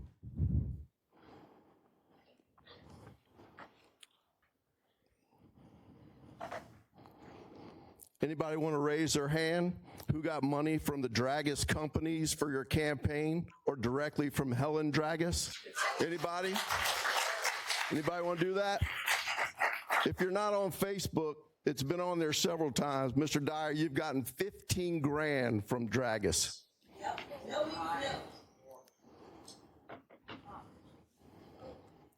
Of course, Eddie Burdon is up here saying that he urges you to vote yes for this. He's getting paid. Every one of these people up here in favor of this thing, almost everybody on here is getting paid. On social media, on the websites for the city of Virginia Beach, which bothers me the most, you downplay how awesome this golf course is. You say it's in disrepair. It needs all this work. It's awful, horrible. It's the #1 place to play, more rounds than anybody else. And you dare badmouth that. That makes the pro look bad, makes the maintenance people look bad, all who live in Virginia Beach for a long time. And you badmouth them, and you allow Dragas to badmouth. It's pitiful.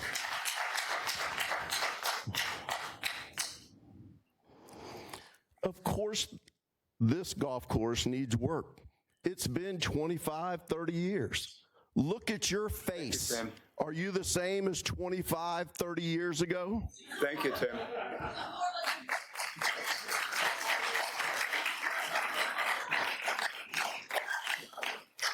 The next speaker is Laura Hughes. After Ms. Hughes is Doug Kelly.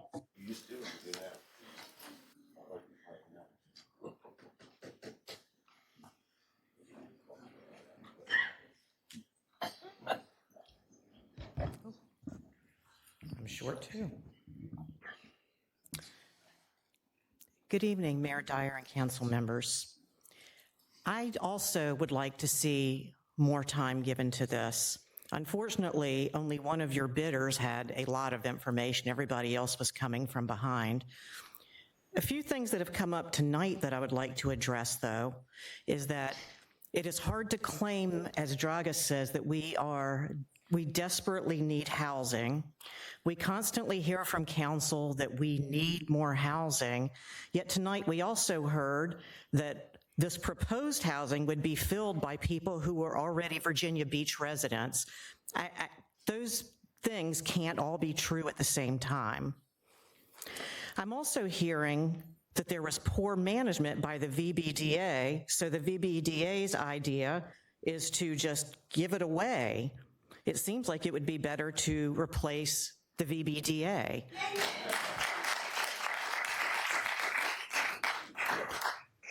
We have a council that for several years has not listened to the citizens.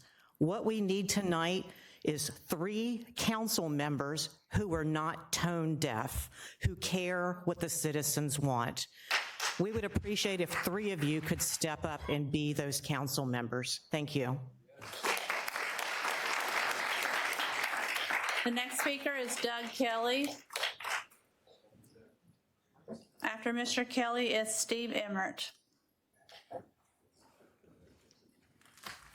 Good evening. My name is Doug Kelly. I'm a citizen here in Virginia Beach. I came here tonight, had some things I wanted to say, but after listening to everything that's been said tonight, I find it just incredible that we're in the position where we are. So let me say this. Virginia Beach is the finest public golf course in Tidewater. It's one of the best golf courses in the state. It's the first choice of the majority of people who come to Virginia Beach on vacation to play golf. It was designed by Pete Dye. When Pete Dye designs a golf course, he designs it from the first tee to the 18th green. Every step of the way is the story from beginning to end. If you change that, you ruin the story and you ruin the golf course. So right now, the proposal is to consider, the city council is considering accepting a proposal by the Dragas Company to purchase and alter the 300 some odd acres at Virginia Beach National Golf Course, thereby destroying a Pete Dye design. Under the terms of the proposal, the city will give taxpayer money to Dragas Company in the amount of $27,660.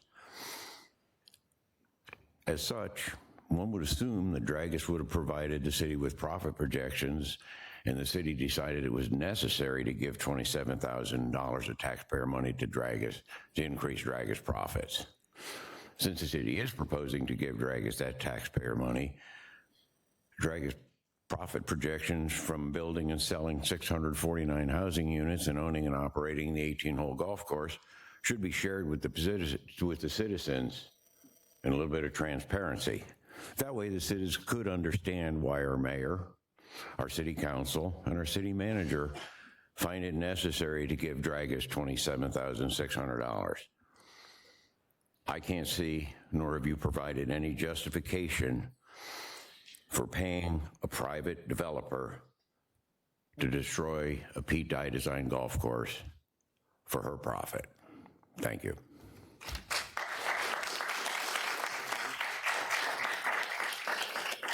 The next speaker is Steve Emmert, and then Nancy Mobley. This I will adjust. Your Honor, ladies and gentlemen, I'm technically a come here, but it was when I was 3 years old and it was still called Princess Anne County, so I've been here a long time. The greatest investor of our era, the sage of Omaha, was asked once, what's your favorite time for owning a piece of stock, share of stock? And he said forever, because you keep getting paid forever. Virginia Beach National isn't a stock, but it's the same kind of a performing asset. It generates hundreds of thousands of dollars every year for this city. Now, at first I thought, why would you want to give something like that away? The sage of Omaha wouldn't do that. I came here thinking that I had to argue against 17.9 million reasons why you'd want to give it away, because somebody's going to give you that much. That many reasons are fairly persuasive. And then I learned that you're giving it back. the developer isn't paying the money to us, it's paying it to an escrow agent. I'm a lawyer, I know what an escrow agent does. And the escrow agent, $1 at a time, gives it back to the developer who paid it. You're also adding $10+ million of municipal funds, our tax dollars, to that. Now, why would you want to do that? Well, I thought of a couple reasons why you might want to do that. One was something that Mr. Webb told you just a few minutes ago. He talked about a $7 million need for drainage and other kind of work. Mr. Webb may have forgotten that in January, the city manager's office told the Economic Development Authority in a public and recorded meeting that this city golf course was not subject to that $7 million. It's not required because of the age of the golf course. These are new requirements that don't apply to this course. So if you're basing your consideration here on that potential, the $7 million that doesn't actually exist, you're making your decision based on a false alarm. The other reason that you might want to do this is the honeyed words that you've heard, first whispered into one ear, then plastered onto PowerPoint slides. We've heard them again echoed tonight. Those rhyme, by the way, with the words that this city council heard back in the 1990s, before another developer absolutely ruined Kempsville Greens golf course. What I want you to make sure that you know before I go is that while you hear these honeyed words, while you hear the beautiful slide point presentations, the people outside those doors aren't hearing that. They're hearing what looks to them like public corruption. It looks like an internal deal with a company that is favored by this board. It looks like something to be ashamed of. And eventually you'll have to go back and talk to those people. You'll eventually face those people. The question is whether you will be able to remove the red spot on your hand that casts a vote in favor of this awful proposal.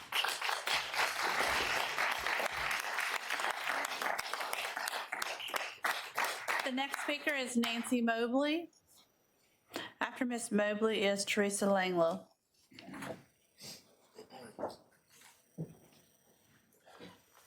Good evening, everyone.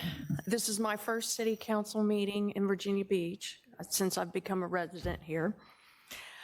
Usually I sit at home, watch it on TV, and yell at the TV like I'm watching Jeopardy. I'm not a golfer, never have been a golfer, don't desire to be a golfer, don't want to live on a golf course. I'm not a developer, I'm not a lawyer. I'm just a 65-year-old woman who pays taxes here in Virginia Beach. No one is subsidizing my taxes. Why do I expect why should I pay for a millionaire to build her homes on a golf course that I love and it's near and dear to me? My late husband, was a longtime member at VBN. And now it won't be a secret, but some of his ashes are on a hole that was his nemesis. But I'd want to know a few things. When was Mrs. Henley informed about this process? When I called her, and she answered the phone, much to my surprise, and spoke to her about this, she had assured me there were no homes being planned for this land. None.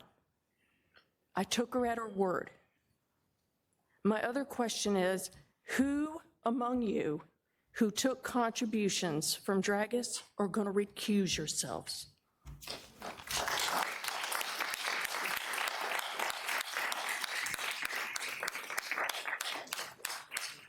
The next speaker is Teresa Langlow, and then Elisa Trent.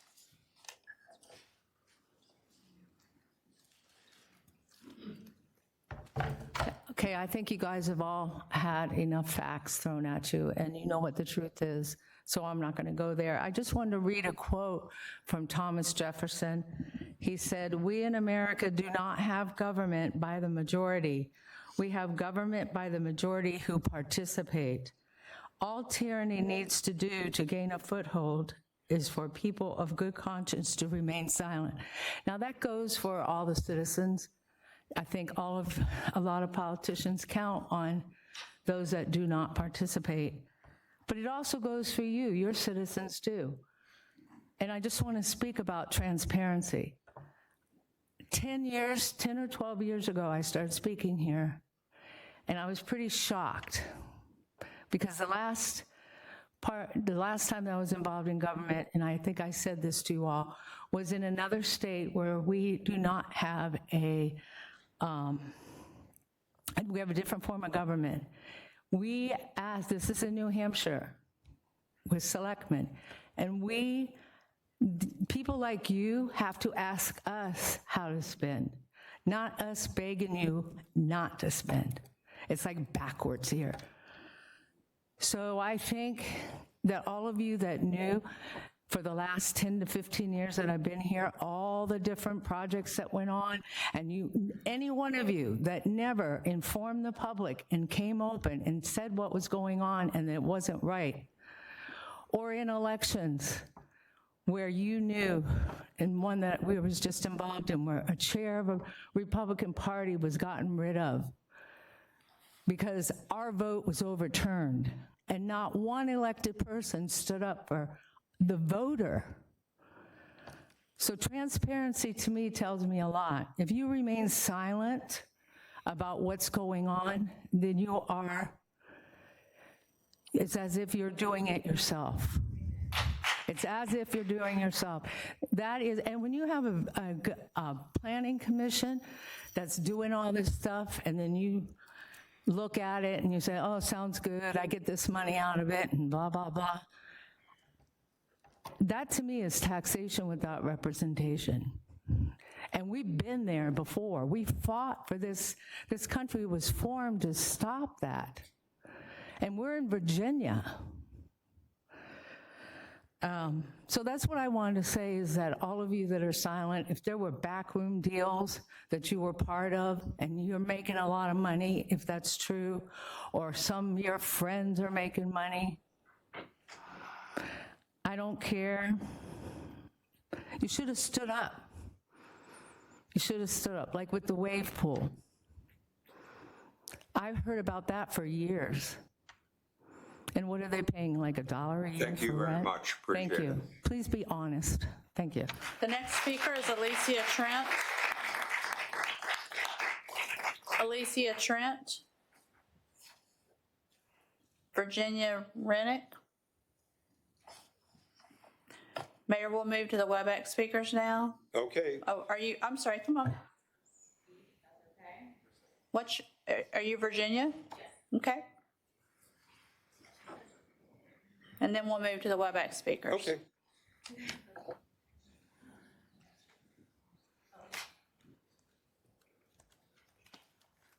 Hi, City Council. It's nice to see you all again. I don't want to beat a dead horse. I ask you not to listen to the suits in the crowd, as they are not the constituents who have voted you in. I ask you to listen to my Virginia Beach locals and deny this. I hope everyone, thank you for coming out. Thank you very much for coming out, everyone. And that's all I got to say, honestly. Thank you.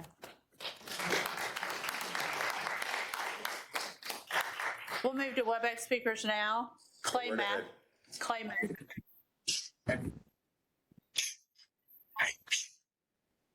Mr. Matthews, you're unmuted.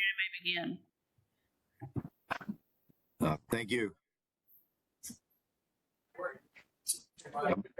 Am I unmuted? We can hear you, sir. Thank you. Good evening, Mayor Dyer, and members of the City Council. My name is Clay Matthews. I live in Richmond, and I'm speaking as someone who loves the game of golf. Like a lot of golfers, I work during the week, and I try to play as much as I can on the weekends. And during my vacation time, I'm fortunate enough to have good friends, and some of them live in Virginia Beach. So over the years, I've looked for reasons to make Virginia Beach one of my regular golf destinations. The truth is, it hasn't quite made the list. In fact, I'm in Myrtle Beach tonight with 23 of my good buddies, and we're going to be here for a week. We're here all week, 24 guys, and when we plan a golf trip, we usually end up in places like here, Myrtle Beach, or we'll be, in Kiowa or Hilton Head. But there is no reason that I can't have these guys, and they come from Georgia and Texas. I've got a guy coming in from Philadelphia.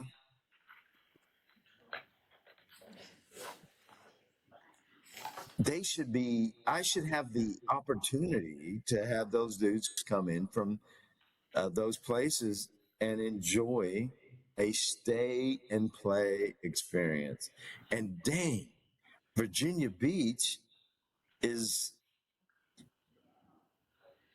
I love Virginia Beach, and they don't want to come there because they don't know, it's not a golf destination. They're like, I've got to go to Virginia, Myrtle Beach. So, I just think that if you look at who's backing it, can we give some respect like we gave you? We have somebody that is talking. If you look at it, it's like the Dragas firm is not going to. They're going to have to live with the decision. You don't want somebody coming out from the outside. Thank you very much. We appreciate it.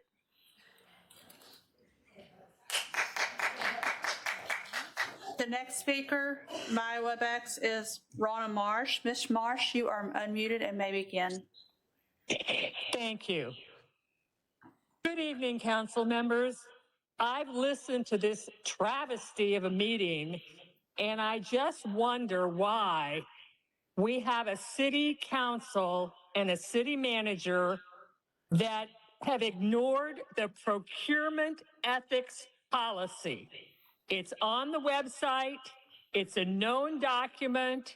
It's existed in writing and is dated from October 5 of 2021, and it has very specific procedures, and you have not followed that process in giving Dragas a 16-month head start, whether you call it an informal conversation or a early RFP, whatever you call it, you gave her 16 months before you told the other people who were doing their RFPs what was going on. And most of them didn't even know what you told her.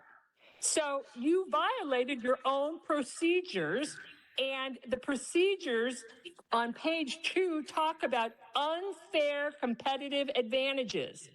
Fairness and transparency in the procurement process require the bidders, offerers competing for a specific project do not derive a competitive advantage from having provided services related to the project contract work assignment in question.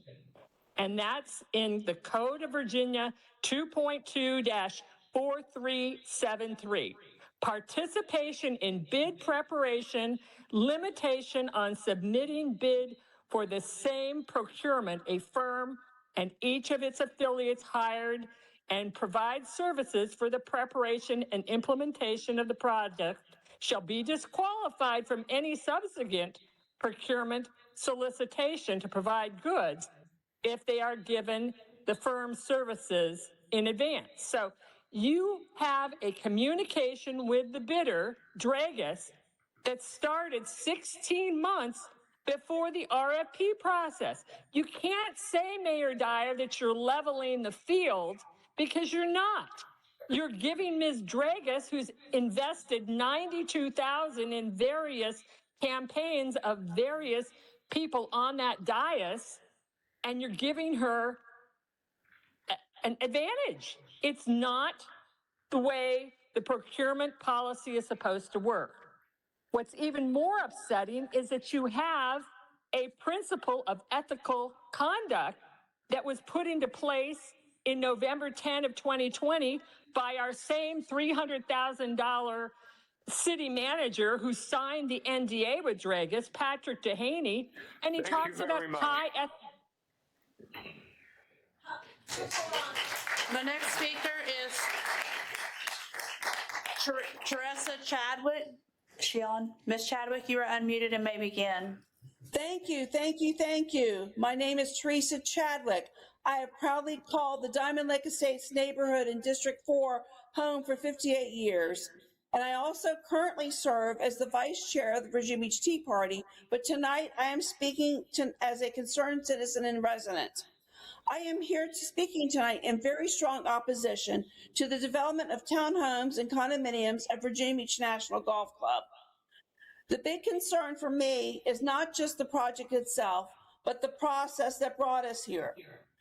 For nearly 2 years, discussions regarding this proposal reportedly took place behind closed doors between the developer, members of this council, the city attorney's office, and the city manager's office, while the residents and our District 2 rep, Councilwoman Henley, who are directly impacted, were left in the dark.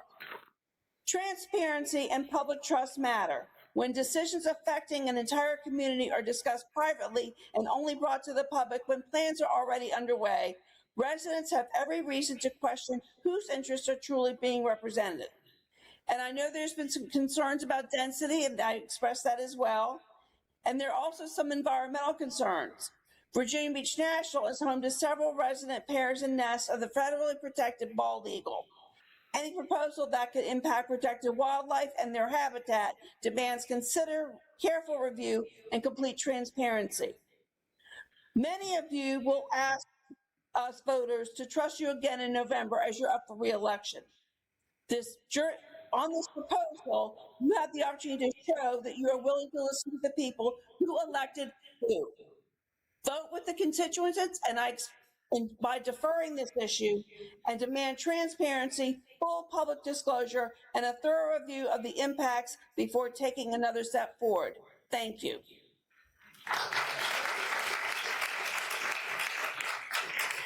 The next speaker and the last speaker is Pilar Edeke. You are unmuted and may begin. Okay, thank you. Hopefully you guys are not getting bad feedback as I was just trying to listen to the speakers. My name is Pilar Edeke. What I believe it all comes down to is an abuse of taxpayer dollars and, excuse me one second, and an erosion in the public's ability to trust the actions of the people who run, not represent as they should, but actually run this city and are running it into the ground. I heard one gentleman speak at the town hall last night, Ed Augustine, former owner of Paramount Builders and former president of the Cavalier and Yacht Club's golf course, who told us that his bid didn't require any taxpayer money at all. So let me repeat that. No taxpayer funds needed for his proposal and no housing development on the property. He was committed to taking his own money, paying the city the original sale price, which, given the deterioration from neglect by the Virginia Beach Development Authority's negligence, takes that burden off of the city to revitalize and restore everything about the VBNGC. This would be an asset, excuse me, I lost my place. Okay.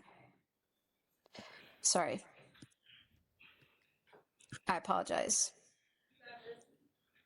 I'm not familiar with the other 7 proposals, but do you think it's just or fair that those companies who spent their time, effort, and a significant amount of money without knowing what had been happening behind the scenes with the Dragus company, the city manager, the attorney, and certain city council members? How much has Helen Dragus contributed to various council members? I think we've already heard that tonight. And here's the truth. Frankly, we're sick and tired of the bad public-private partnership deals the city has made that give whichever developer involved a big win on the backs of the taxpayers. And no one has mentioned that Dragus, well, actually, y'all did mention that. Why would we accept such a deal where the city basically gives our land away for free, allows Dragus to develop 650 plus condos in the courthouse area, doesn't allow for the other proposals to even have a chance, all while the Dragus company wildly underestimates the cost of the necessary infrastructure to support such a proposal? But I want to do one thing before I finish here. I want to read a review of Dragus Properties, and it's just one of many poor reviews. This is from a buyer, Brandy J. Dragus has been a terrible company to work with. They do not hold true to their listed promotions. When they state some restrictions apply, it means you probably aren't eligible for the promotion. The promotion that was offered at the time we bought our house was a $5,000 design center credit if you use their mortgage company, which we did. But they did not honor the promotion because they said our house was not eligible, and at the time, only one house in the neighborhood was eligible. Our house move-in date was delayed over a month, and because of this, we had to cover rent in the old house for an additional month. Thank you.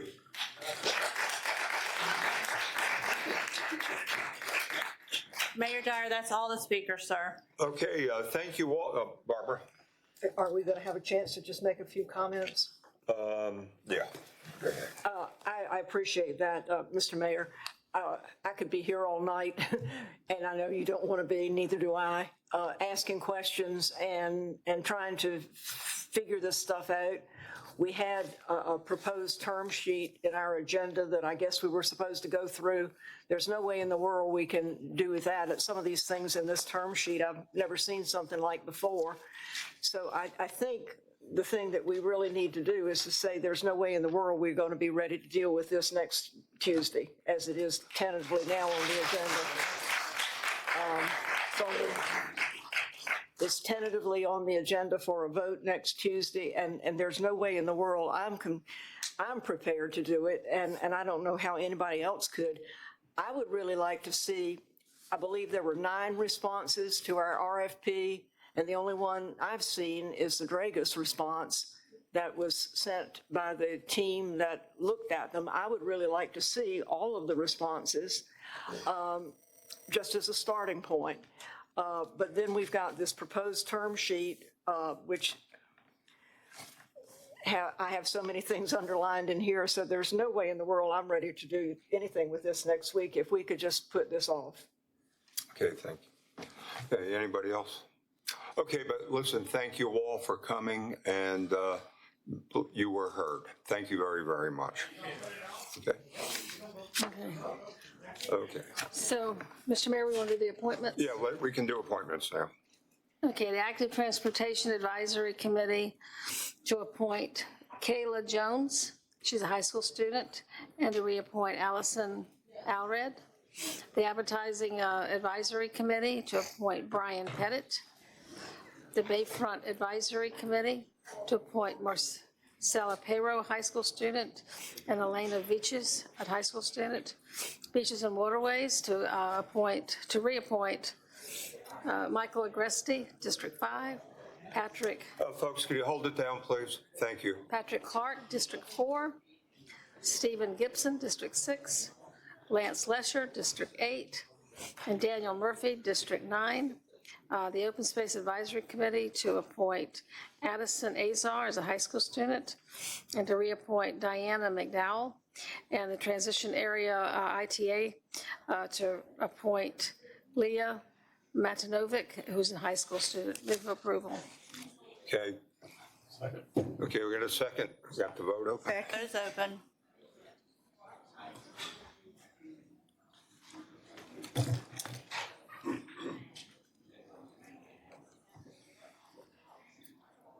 By a vote of 11-0, you have appointed those read by Vice Mayor Wilson. Okay, at this point, is there any unfinished business? New business? Okay, we are going to adjourn into open mic. Okay.